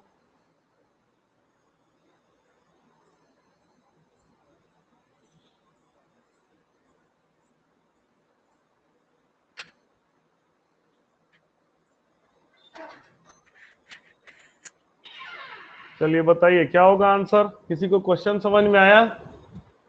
सर क्वेश्चन एक्सप्लेन कर दीजिए ना। हाँ, तो क्वेश्चन क्या है आपका? क्वेश्चन ये है कि what should be the value of current in a load of 8 ohm in an electric circuit. ठीक है, मतलब क्या है कि एक इलेक्ट्रिक सर्किट है, उसका लोड है 8 ओम,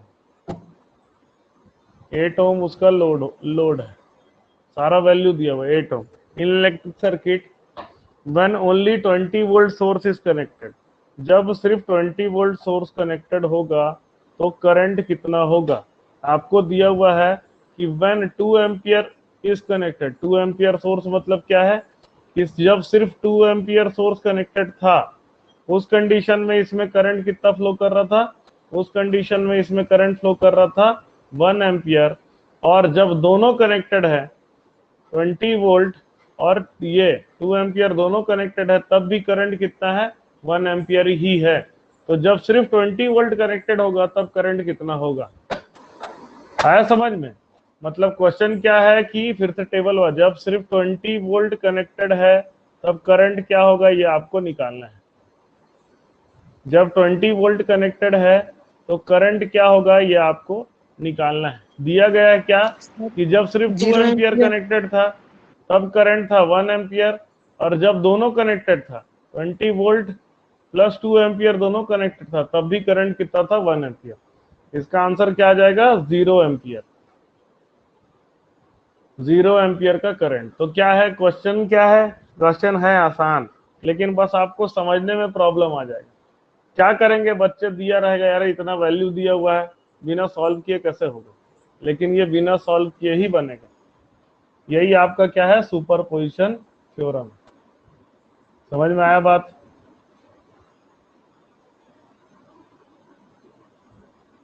सभी को समझ में आया? यही आपका क्या है? Superposition theorem. अब हम लोग आते हैं नेक्स्ट, थेवेनिन थ्योरम।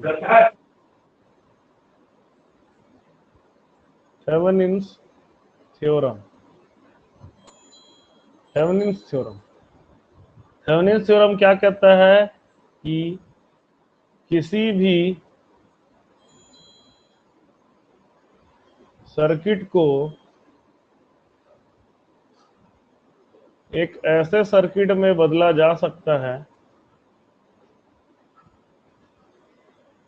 में बदला जा सकता है जिसमें सिर्फ एक वोल्टेज सोर्स हो, एक वोल्टेज सोर्स और एक सीरीज रेजिस्टेंस हो, और एक सीरीज रेजिस्टेंस हो।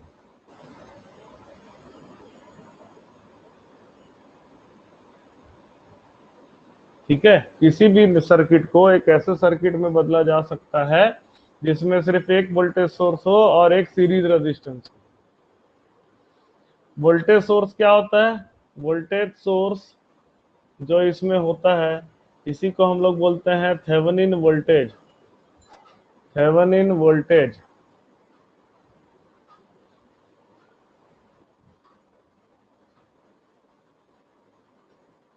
वोल्टेज, या इसको ही हम लोग बोलते हैं open circuit voltage.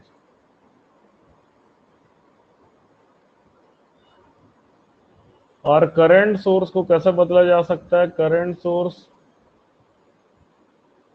Sorry current source नहीं, यहां पर आएगा resistance, series resistance. Series resistance को कहा जाता है थेवेनिन रेजिस्टेंस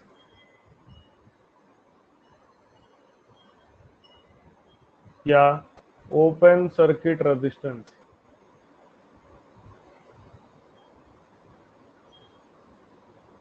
अब इसको समझिए, थेवेनिन थ्योरम क्या है कि एक नेटवर्क, बड़ा सा नेटवर्क,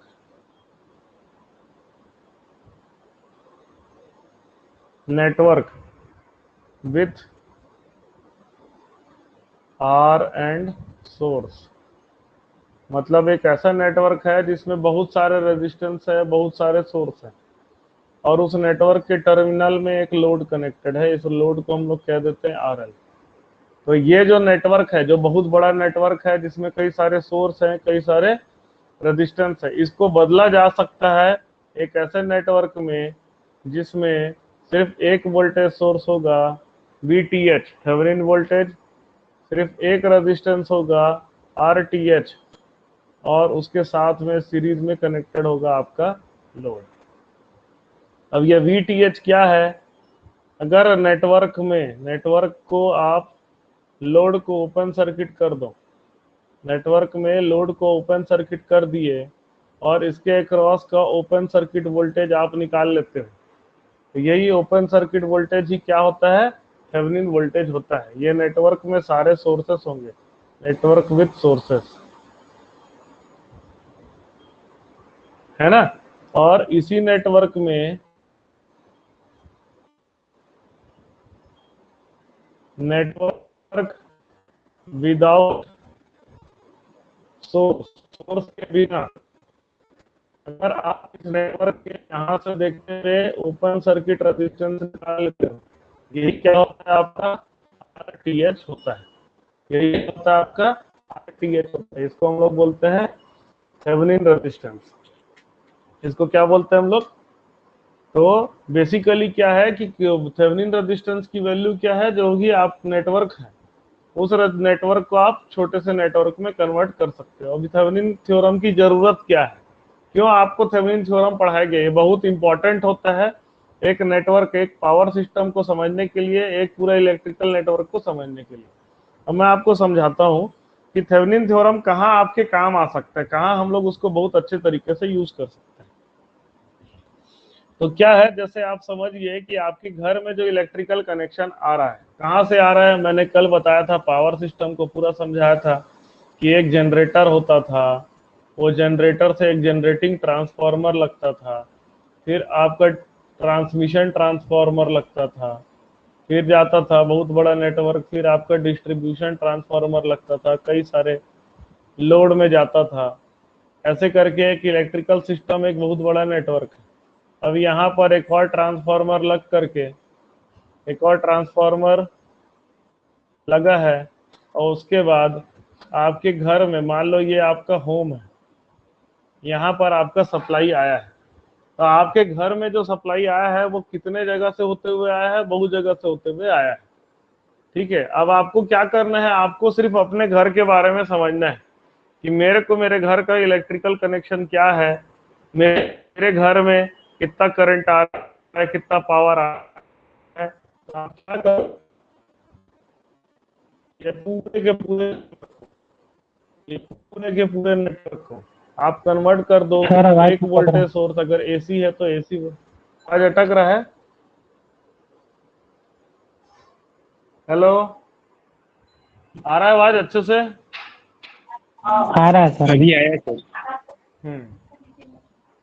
तो क्या करो आप, इतना जो बड़ा नेटवर्क है, ये बड़ा सा नेटवर्क है, इसको क्या कर दिए हम लोग? एक छोटे से नेटवर्क VTH थेवेनिन वोल्टेज और एक रेजिस्टेंस में हम लोग मान लेते हैं, कन्वर्ट कर देते हैं RTH, और बचा है आपका जो घर का लोड है, RH लिख दे रहा हूं, ये आपका है घर। अब आप क्या कर सकते हो? अब आप पूरे अपने घर की एनालिसिस अच्छे से कर सकते हो। आप अपने घर की एनालिसिस पूरे तरीके से कर सकते हो, क्योंकि अब क्या है, उसके पहले जो भी नेटवर्क है उसको आपने चेंज कर दिया और एक छोटे से नेटवर्क में कन्वर्ट कर दिया। आप बिल्कुल अपने घर की एनालिसिस कर सकते हो। तो यहाँ पर थेवेनिन थ्योरम बहुत काम आ जाता है। पावर सिस्टम की एनालिसिस करने के लिए थेवेनिन थ्योरम बहुत काम आता है। अब मैं बताता हूँ कि आप अपने घर का थेवेनिन नेटवर्क कैसे बना सकते हो।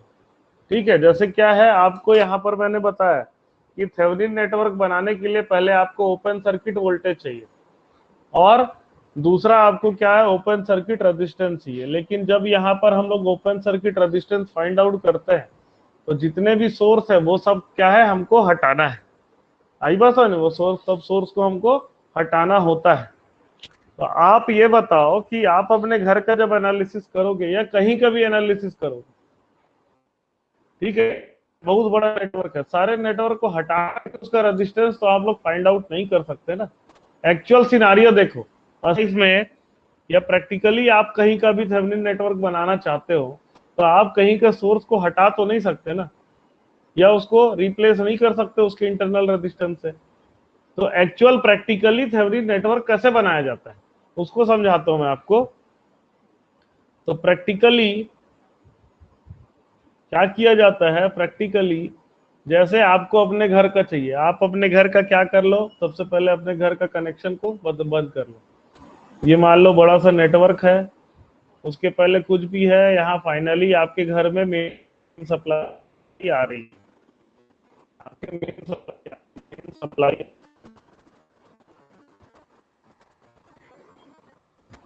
Main supply of home. अब आपको उसके पहले क्या है आपको पता भी नहीं, आप इसके क्रॉस में आप क्या लगा दो, एक वोल्ट मीटर लगा दिए, वोल्ट मीटर लगा दिए। वोल्ट मीटर लगाने के बाद क्या करना है, इसका वोल्टेज को नाप लेना, यही वोल्टेज आपका क्या हो जाएगा, VTH हो जाएगा। करना कुछ नहीं है, वोल्ट मीटर लगा दिए डायरेक्ट, यही आपका क्या हो जाएगा, VTH हो जाएगा, ओपन सर्किट वोल्टेज। फिर आपको क्या करना है, अपने नेटवर्क में जो भी आपका घर का मेन सप्लाई है, मेन सप्लाई में आपको एक एमीटर लगा देना है, शॉर्ट सर्किट करके, ऐसा शॉर्ट सर्किट करके एमीटर लगा देना। ये आपका क्या हो जाएगा, ये आपका बन जाएगा शॉर्ट सर्किट करंट, जिसको बोलते हैं ISC। ठीक है, शॉर्ट सर्किट करंट जो कि हो जाएगा आपका ISC। उसके बाद क्या करना है आपको, RTH कैसे निकल जाएगा, TH, इसको VOC कहते हैं, VOC या VTH, तो आपका RTH हो जाएगा VOC अपॉन ISC कर दोगे, VOC अपॉन ISC कर दोगे, तब आपका RTH मिल जाएगा, आपको फाइंड आउट आराम से हो जाएगा। तो इस तरह से क्या करते हैं, किसी भी जगह का थेवेनिन नेटवर्क हम लोग डिजाइन कर सकते हैं, किसी भी जगह का, किसी भी सर्किट का आप थेवेनिन नेटवर्क डिजाइन कर सकते हैं। कॉलेजेस में इसको नहीं कराया जाता प्रैक्टिकली, आप कॉलेज में भी कोई भी इलेक्ट्रिकल नेटवर्क का थेवेनिन नेटवर्क आराम से बना सकते हैं। करना क्या है, VOC ओपन सर्किट वोल्टेज निकालना है, दूसरा ISC निकालना है, आई बात है ना, VOC और ISC को फाइंड आउट करना है, बस काम खत्म। इतना हो गया, उसके बाद आपको क्या करना है, H निकल जाएगा। तो इसी के बेसिस पे यही एक बेस बन जाता है जो कि थेवेनिन थ्योरम के क्वेश्चन को बनाता है, यही बेस से थेवेनिन थ्योरम का क्वेश्चन बनता है। तो जैसे क्या है, क्वेश्चन कैसा बनेगा, जैसे अगर क्वेश्चन की बात करें, find the value of VTH and RTH of the electric circuit. तो एक छोटा इलेक्ट्रिक सर्किट हम लोग देखते हैं और उसका VTH और RTH हमको निकालना है। ठीक है, VTH और RTH हमको निकालना है। तो एक इलेक्ट्रिक सर्किट है, सॉल्यूशन में आते हैं। इलेक्ट्रिक सर्किट क्या है, एक छोटा सा सर्किट ले लेते हैं। ये एक 10 वोल्ट का सोर्स है, 5 ओम का रेजिस्टेंस है, यहाँ पर आपका 3 ओम का रजिस्टर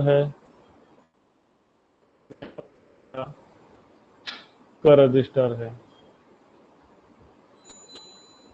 और ये एक टर्मिनल है A और B, ये टर्मिनल है A और B। आपको क्या निकालना है, आपको निकालना है find out VTH and RTH। VTH निकालना है और RTH निकालना है।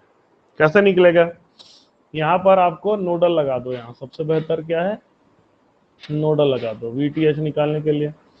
तो ये हो जाएगा यहाँ का ही वोल्टेज देखो, VTH क्या है, A और B के क्रॉस को ओपन सर्किट वोल्टेज है, तो यहाँ के वोल्टेज को मैं V मान लेता हूँ।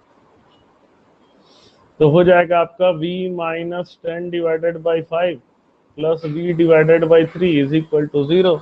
इसका एलसीएम आ जाएगा 15, तो हो जाएगा 3V minus 30 plus 5V is equal to 0। तो 8V इज इक्वल टू 30, तो V की वैल्यू क्या आ जाएगा, 30 डिवाइडेड बाई 8, है ना, या कह सकते हैं 15 डिवाइडेड बाई 4। यही आपको आ जाएगा VTH। देखो ये V, अच्छा पहले ये V रहने देते हैं, फिर मैं आगे क्या करता हूँ, तो ये जो है V और VA, इसके बीच में रेजिस्टेंस तो है लेकिन करंट फ्लो नहीं कर रहा, इसलिए VA इज इक्वल टू क्या हो जाएगा, VA is equal to V हो जाएगा, मतलब ये आ जाएगा 15/4 वोल्ट। और एक नोड को हम लोग 0 वोल्ट मानते हैं, तो VB की वैल्यू क्या हो जाएगी, 0 वोल्ट हो जाएगी। और VTH की वैल्यू क्या हो जाएगी, VA माइनस VB, मतलब 15/4 वोल्ट हो जाएगा। VTH की वैल्यू क्या हो जाएगी, VA माइनस VB, मतलब 15/4 वोल्ट हो जाएगा। अब RTH निकालने के लिए क्या करते हैं, जितने भी वोल्टेज सोर्स है उसको रिप्लेस कर दिया जाता है उसके इंटरनल रेजिस्टेंस से। तो RTH निकालने के लिए वोल्टेज सोर्स को शॉर्ट सर्किट कर दूंगा, ये है 5, ये है 3, ये है 1। अब यहां से देखना हम लोग को चालू करना है, तो 5 और 3 पैरेलल में है, तो हो जाएगा 5 × 3 डिवाइडेड बाई 5 + 3 + 1, तो ये हो जाएगा 5 3 × 15 डिवाइडेड बाई 8 + 1, 15 + 8 डिवाइडेड बाई 8 हो जाएगा 23 डिवाइडेड बाई 8, ये हो जाएगा आपका RTH। तो ये तो आप सब लोगों ने पढ़ा है। अब जैसे क्या है RTH, जैसे मैंने बताया कि VOC/ISC करके भी RTH आता है ना, मैंने बताया ना VOC/ISC करके भी RTH आता है। तो हम एक काम करते हैं, उस तरीके से भी निकाल के देखते हैं, तो क्या होगा उस तरह से निकाल के देखेंगे। तो ये आपका सर्किट है 10 वोल्ट का, हम लोग क्या है ये वोल्टेज सोर्स को नहीं हटाएंगे। 10 वोल्ट, 5 ओम, 3 ओम, 1 ओम, और यहाँ पर इसको शॉर्ट सर्किट कर देते हैं, और शॉर्ट सर्किट करके इसका करंट जो निकालेंगे यही क्या हो जाएगा, ISC होगा, है ना। ये हमारा क्या हो जाएगा, ISC। यहाँ के करंट को मान लेते हैं I, ये वाला करंट हो जाएगा I माइनस ISC। लूप लगाते हैं, तो 10 - 5I minus 3 times of I minus ISC करते हैं इज इक्वल टू 0। तो ये आपका आ जाएगा 10 - 5I minus 3I plus 3ISC is equal to 0। तो 10 - 8I plus 3ISC is equal to 0। Answer आ जाएगा 8I minus 3ISC is equal to 10। ये बन गया अपना इक्वेशन नंबर 1। अब दूसरा equation 10 - 5I minus ISC is equal to 0, ये बड़ा वाला लूप ले रहा हूं, तो आपको इक्वेशन बन जाएगा 5I plus ISC is equal to 10। 5I plus ISC is equal to 10। अब इसको क्या करता हूं, बराबर करने के लिए इसको 3 से मल्टीप्लाई कर देता हूं, तो ये हो जाएगा 15I plus 3ISC is equal to 30। 15I plus 3ISC is equal to 30। इसको बराबर, हाँ ठीक है चलो, तो ये आपका कैंसिल हो जाएगा, तो 23I इज इक्वल टू 40 हो जाएगा। तो I की वैल्यू हो जाएगी 40/23। अब ISC निकाल लेते हैं, ISC is equal to 10 - 5I हो जाएगा, तो 10 - 5 इंटू 40/23, ये हो जाएगा आपका 230 माइनस 200/23, ये आ जाएगा 30/23।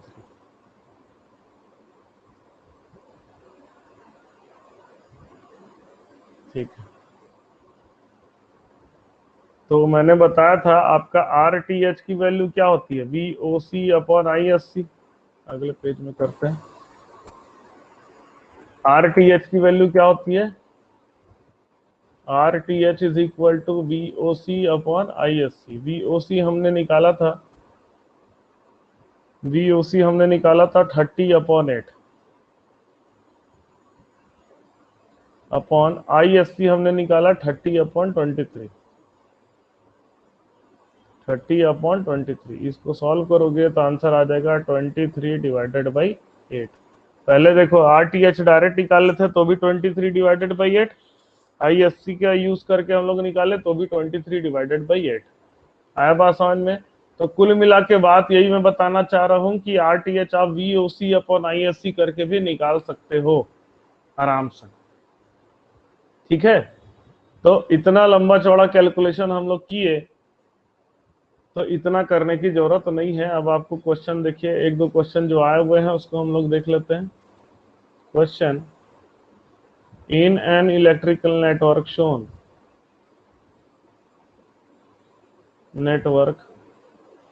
शोन, फाइंड RTH की वैल्यू आपको निकालनी है। कैसा दिया है नेटवर्क, एक नेटवर्क दिया हुआ है,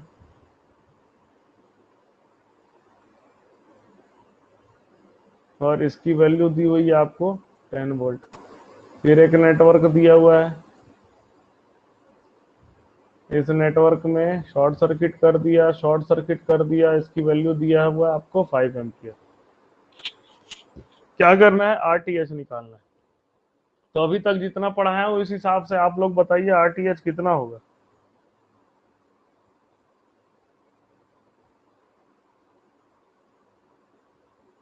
सर 2 एम्पियर 2 ओम। डायरेक्ट VOC आपको दिया हुआ है 10 वोल्ट, ISC आपको दिया हुआ है 5 एम्पियर बोल रहा है। तो क्या होता है RTH की वैल्यू हो जाएगी डायरेक्ट VOC अपॉन ISC, इसकी वैल्यू आ गई आपकी 2 एम्पियर, ठीक है। 2 ओम अब बोल रहा है इसी में question, link question, what will be 2 ohm the, sir ohm में सॉरी रजिस्टेंस। 2 ओम, ठीक है, ये हो जाएगा आपका 2 ओम। अब अगला क्वेश्चन है, what will be the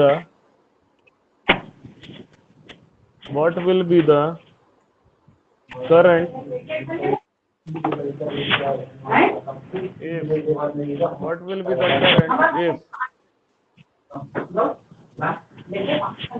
if the load is if the load connected across terminal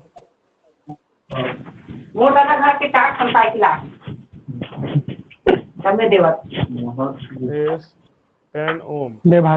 बताइए, इसी क्वेश्चन का लिंक क्वेश्चन है उसके आगे का।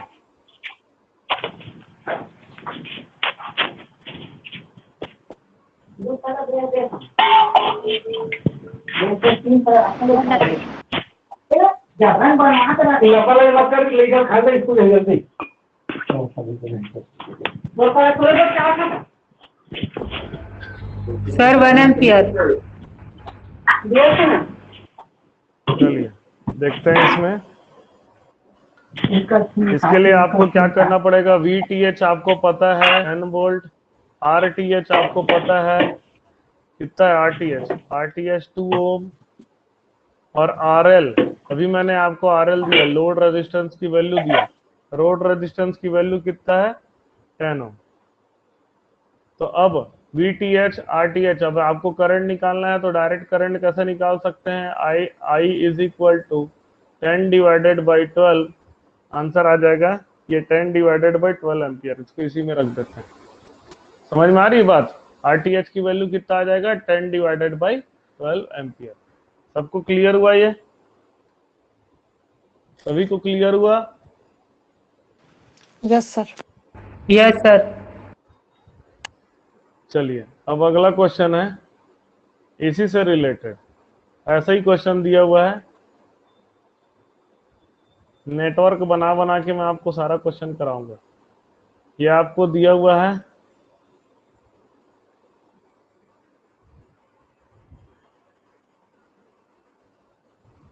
VOC, दूसरा नेटवर्क बना के दिया हुआ है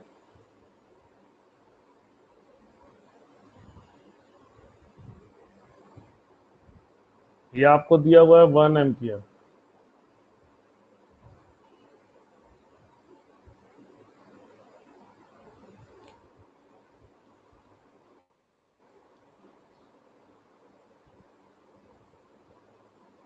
और लोड बना हुआ है, इसमें करंट आपको दिया हुआ है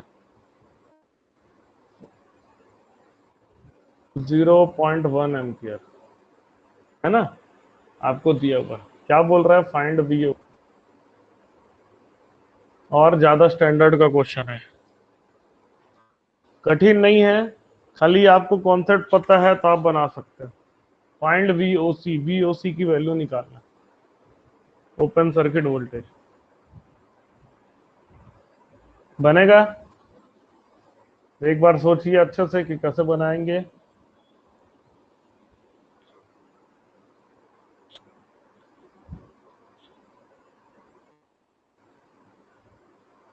0.1 ही आएगा क्या सर? नहीं, वीओसी कैसे 0.1 आएगा?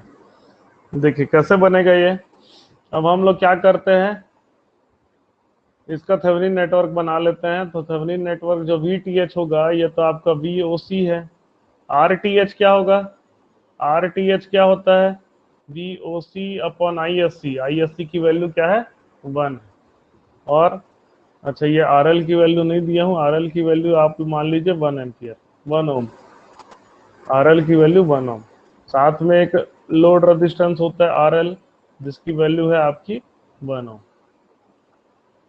लेकिन अब इसका करंट दिया हुआ है आपको, इसका करंट की वैल्यू दिया हुआ है 0.1 एम्पियर। तो करंट IL का फॉर्मूला क्या होता है? IL आपका आ जाएगा VOC upon RTH plus RL। VOC की वैल्यू VOC रख देते हैं, डिवाइडेड बाई RTH की जगह VOC अपॉन 1 प्लस RL की वैल्यू भी क्या है? 1। IL की वैल्यू दिया है आपको 0.1 is equal to VOC by VOC plus 1। Solve कर दिया इसी को। 0.1 VOC plus 1 is equal to VOC। तो हो जाएगा VOC plus 1 is equal to VOC by 0.1। तो VOC plus 1 is equal to 10 VOC। तो 1 इज इक्वल टू 9 VOC। तो VOC की वैल्यू आपकी आ जाएगी 1/9 वोल्ट। आया समझ में? आया कि नहीं आया समझ में? नहीं आया यस तो फिर सर। तो समझाऊंगा, है ना। इस तरह से हम लोग VOC की वैल्यू निकाल सकते हैं। क्लियर है ये सभी को? चलो अगला क्वेश्चन। ये सब का नोट्स आपको मिल जाएगा, आप चिंता मत करिए। बस बनाने में कैसे बनाया जा रहा है उसको ध्यान से देखिए। ये सब का जो भी मैं करवा रहा हूँ, जितने क्वेश्चन करवा रहा हूँ, उसका PDF फाइल आपको मिल जाएगा। ठीक है, सेशन के जो वर्कशॉप एंड होगा या जब मेरी क्लास एंड हो जाएगी, जो भी मेरे को जितना भी क्लास मिला है, जितना मैं हो सके आपको बताने की कोशिश करूंगा। सारा PDF मैं क्या है, टाइम कम है इसलिए डायरेक्ट इसको बनाते जा रहा हूँ, आपको नोट करने का टाइम नहीं दे रहा हूँ। लेकिन सारी चीजें आपको मिल जाएगी PDF फाइल में। ठीक है, जितना भी हो सके मैं काम की चीजें ज्यादा से ज्यादा बताने की कोशिश कर रहा हूँ, कि हम लोग 7-8 दिन में जो भी हमको मिल रहा है टाइम, ज्यादा से ज्यादा आपको मैं बता सकूं। चलिए अगला क्वेश्चन, अगर जैसे है आपका अगला क्वेश्चन आपको है कि एक नेटवर्क दिया हुआ है, इसके क्रॉस का वोल्टेज दिया हुआ है आपको, ये दिया हुआ है 4 वोल्ट। ये नेटवर्क का शॉर्ट सर्किट करंट आपको नहीं दिया हुआ है, इसको लिख देते हैं हम लोग I। और ये नेटवर्क में अगर 1 ओम का रेजिस्टेंस लगाए हैं तो इसमें कितना करंट फ्लो कर रहा है ये दिया है आपको, ये दिया हुआ है 1 एम्पियर। 1 एम्पियर करंट इसमें फ्लो कर रहा है। तो बोल रहा है फाइंड I। Find I। चलिए इसको बनाने की कोशिश करिए। पिछले कॉन्सेप्ट जैसा ही है, पिछला क्वेश्चन जैसे किए हैं उसको थोड़ा सा चेंज किया हूं बस। जितने तरह के क्वेश्चन बन सकते हैं उसको हम लोग देखेंगे।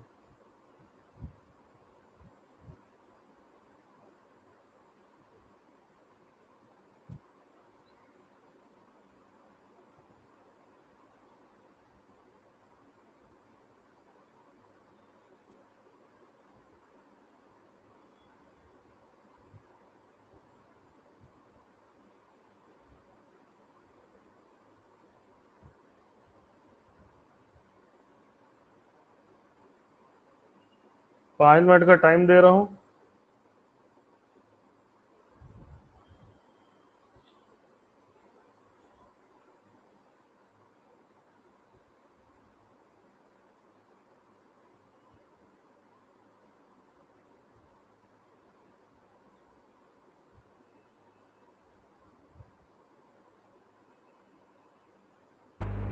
Sir 2 ampere. 2 एम्पियर आ रहा है। चलिए देखते हैं क्या है। RTH आपका हो जाएगा, RTH आपका हो जाएगा 4/I। अब यहाँ पर हम लोग थेवेनिन नेटवर्क बना देते हैं। थेवेनिन नेटवर्क में VTH होता है 4, RTH आपका 4/I है, लोड रेजिस्टेंस आपका 1 है, और करंट जो फ्लो कर रहा है ये भी आपका 1 है। तो हो जाएगा आपका 1 is equal to 4/I plus 1 हो जाएगा। तो ये हो जाएगा आपका 4/I plus 1 is equal to 4। तो आपका आ जाएगा answer 4/I is equal to 3। तो आपका I की वैल्यू हो जाएगी 4/3 एम्पियर। आया समझ में? कैसे आया, क्या आया था आंसर? 1 आया था क्या? कितना आंसर बताया थे अभी? कोई बताया था ना आंसर? 2 एम्पियर। तो कैसे बनाए थे उसको?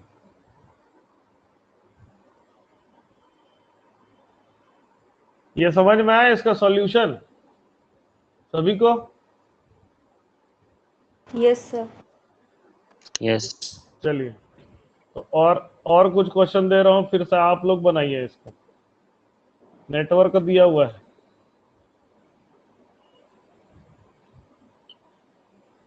सेम टाइप का क्वेश्चन दे रहा हूं। 8 volt second, short circuit current नहीं दिया हुआ है, आई। तीसरा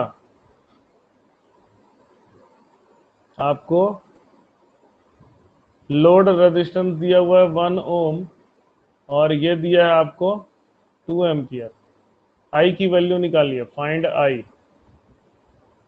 बनाइए इसको।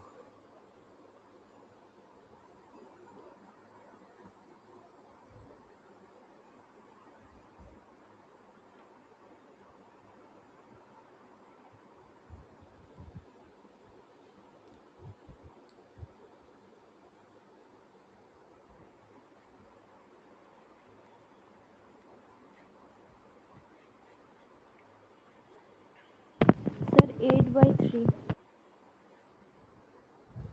चलिए देखते हैं। तो आपका VTH, आपका RTH हो जाएगा, RTH is equal to 8/I। तो आपका करंट हो जाएगा 2 इज इक्वल टू VTH, मतलब 8/RTH, 8/I प्लस 1।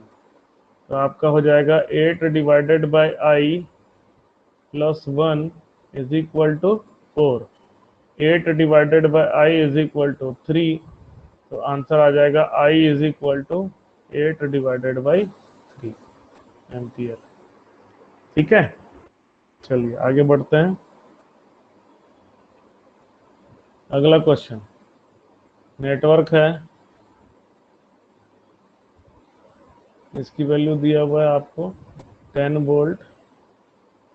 दूसरा नेटवर्क है, इसका शॉर्ट सर्किट करंट की वैल्यू दिया हुआ है आपको 2 एम्पियर। तीसरा नेटवर्क है, ये लोड रेजिस्टेंस आपका RL है, और इसमें का करंट आपको दिया हुआ है 1 एम्पियर। कह रहा है फाइंड RL। RL का वैल्यू बताइए।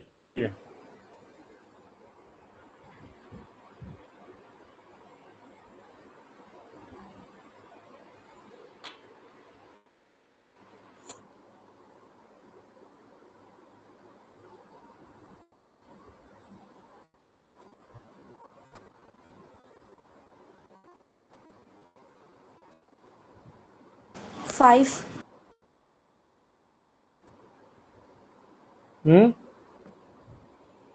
सर 5 आ रहा है। RL की वैल्यू 5 आ रहा है, देखते हैं। डायरेक्ट हम लोग बनाते हैं, 1 एम्पियर आना चाहिए VTH अपॉन RTH आपका आ जाएगा 10 डिवाइडेड बाई 2 प्लस RL, हो जाएगा 1 is equal to 10/5 plus RL। RL की वैल्यू आपकी आ जाएगी 5 ओम। एकदम आसान है, आसानी से बनते जा रहा सारा चीज। उसके बाद नेक्स्ट क्वेश्चन,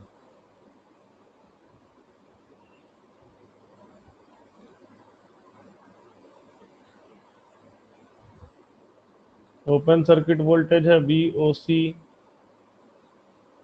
करंट की वैल्यू आपको शॉर्ट सर्किट करंट की वैल्यू दे दिया है 9 एम्पियर, और आपको दे दिया है लोड रेजिस्टेंस की वैल्यू 1 ओम, और इसमें करंट फ्लो कर रहा है 1 एम्पियर। फाइंड RTH निकालना है। चलिए बनाइए।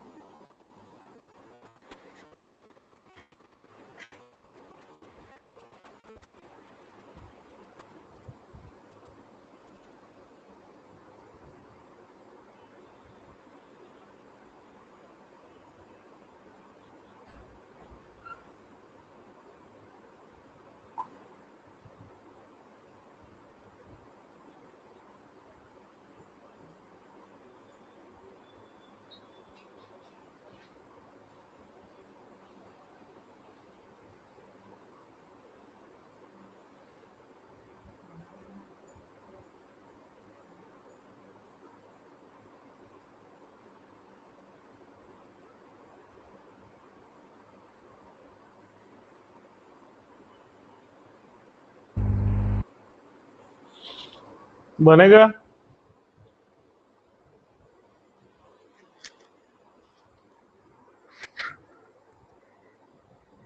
सर RTH 1 ओम शायद। चलिए देखते हैं। तो हमको पता है करंट, पहले VOC निकालना पड़ेगा। 1 is equal to VOC upon VOC upon कर ISC की वैल्यू हमारी 9 है, प्लस RL की वैल्यू 1 है। तो हम लोग पहले VOC निकाल लेंगे, तो आपका हो जाएगा VOC upon 9 plus 1 is equal to VOC आ जाएगा। तो आपका हो जाएगा VOC 1 is equal to VOC minus VOC upon 9, तो आ जाएगा 1 is equal to 8 VOC upon 9। तो VOC की वैल्यू हो जाएगी 9 डिवाइडेड बाई 8 वोल्ट। और आपको करना है RTH निकालना है। RTH होता है VOC अपॉन ISC होता है। तो VOC के जगह 9 डिवाइडेड बाई 8 और ISC के जगह आपका 9, ये 9 और 9 कैंसिल हो जाएगा, तो आंसर आ जाएगा 1 डिवाइडेड बाई 8 ओम्स। आया समझ में?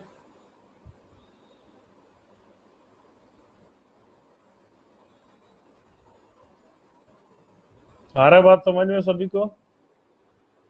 कोई डाउट है अभी तक किसी में भी? No sir. तो ये है हमारा, देखो थेवेनिन थ्योरम है। अब थेवेनिन थ्योरम में एक चीज और ध्यान में रखना है कि अगर सर्किट में कोई इंडिपेंडेंट सोर्स ना हो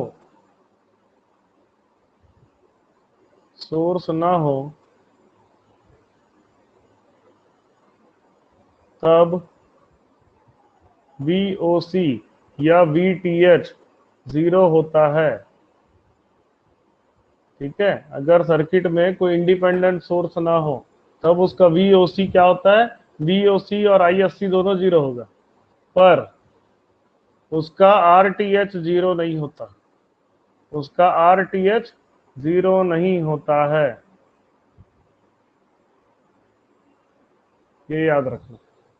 अगर किसी नेटवर्क में अगर VOC और VTH 0 हो, पर सॉरी अगर किसी सर्किट में इंडिपेंडेंट सोर्स, कोई सोर्स ही नहीं है, ना कोई वोल्टेज सोर्स है ना कोई करंट सोर्स है, उसमें क्या है, सिर्फ सर्किट है, ना वोल्टेज सोर्स है ना कोई उसका करंट सोर्स है, तब उसका VOC और ISC दोनों जीरो हो जाएगा। लेकिन RTH 0 उसमें नहीं होता है। मतलब क्या है कि अगर आपको दिया एक नेटवर्क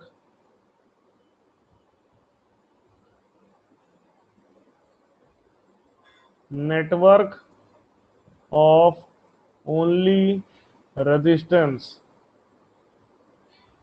इसमें क्या है, सिर्फ रेजिस्टेंस है और कुछ नहीं है, और कुछ भी नहीं है, और साथ में आपको दिया हुआ है, तो आपको पूछेगा कि VOC क्या होगा, VOC क्या है, आप फंस जाओगे कि भाई नेटवर्क तो और देना चाहिए। हम लोग ने अभी तक जितना भी VOC का क्वेश्चन किया है तो उसमें 3 नेटवर्क दिया हुआ है, तब हम VOC का कैलकुलेशन कर पा रहे हैं। लेकिन अगर आपको क्वेश्चन में सिर्फ इतना दे दिया, ठीक है, एक क्वेश्चन है नेटवर्क ऑफ ओनली रेजिस्टेंस, सिर्फ एक नेटवर्क दिया हुआ है, और आपको बोलेगा VSC क्या होगा ये बताना है। 4 ऑप्शन दे दिया, option A 0 volt, option B 1 volt, option C 2 volt, option D 3 volt, ऐसे करके दे दिया। तो एक चीज हमेशा याद रखिएगा कि किसी नेटवर्क में अगर सिर्फ रेजिस्टेंस है, कोई सोर्स नहीं है, तो इसका ओपन सर्किट वोल्टेज क्या हो जाता है, इसका ओपन सर्किट वोल्टेज की वैल्यू हो जाती है 0, VOC की वैल्यू क्या हो जाएगी, 0। और जैसे अगर क्वेश्चन दे दिया, एक नेटवर्क दे दिया, network of only R resistance, इसका बोलेगा ISC क्या होगा, तो 10 तो सर्किट खोजने की जरूरत नहीं है, डायरेक्ट आंसर लिख देना 0। अगर सर्किट में कोई सोर्स ही नहीं है तो ना वोल्टेज होगा ना करंट होगा, याद रखना। सर्किट में सोर्स ही नहीं है, कोई सोर्स नहीं है, तो उसका ना कोई वोल्टेज हो सकता है ना कोई उसका करंट होगा, उसकी वैल्यू क्या हो जाएगी, 0। लेकिन अगर ऐसा आपको नेटवर्क दे दे,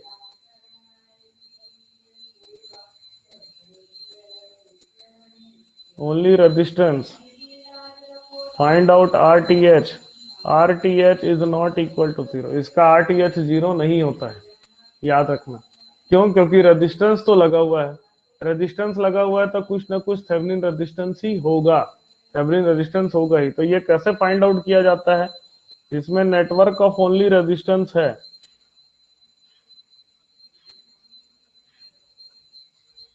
उसके एक टर्मिनल में हम लोग 1 वोल्ट का सोर्स लगाते हैं, 1 वोल्ट का सोर्स लगाते हैं, और क्या करते हैं, 1 वोल्ट का सोर्स लगाने के बाद उसका करंट निकालते हैं। ये जो लोड रेजिस्टेंस है ना,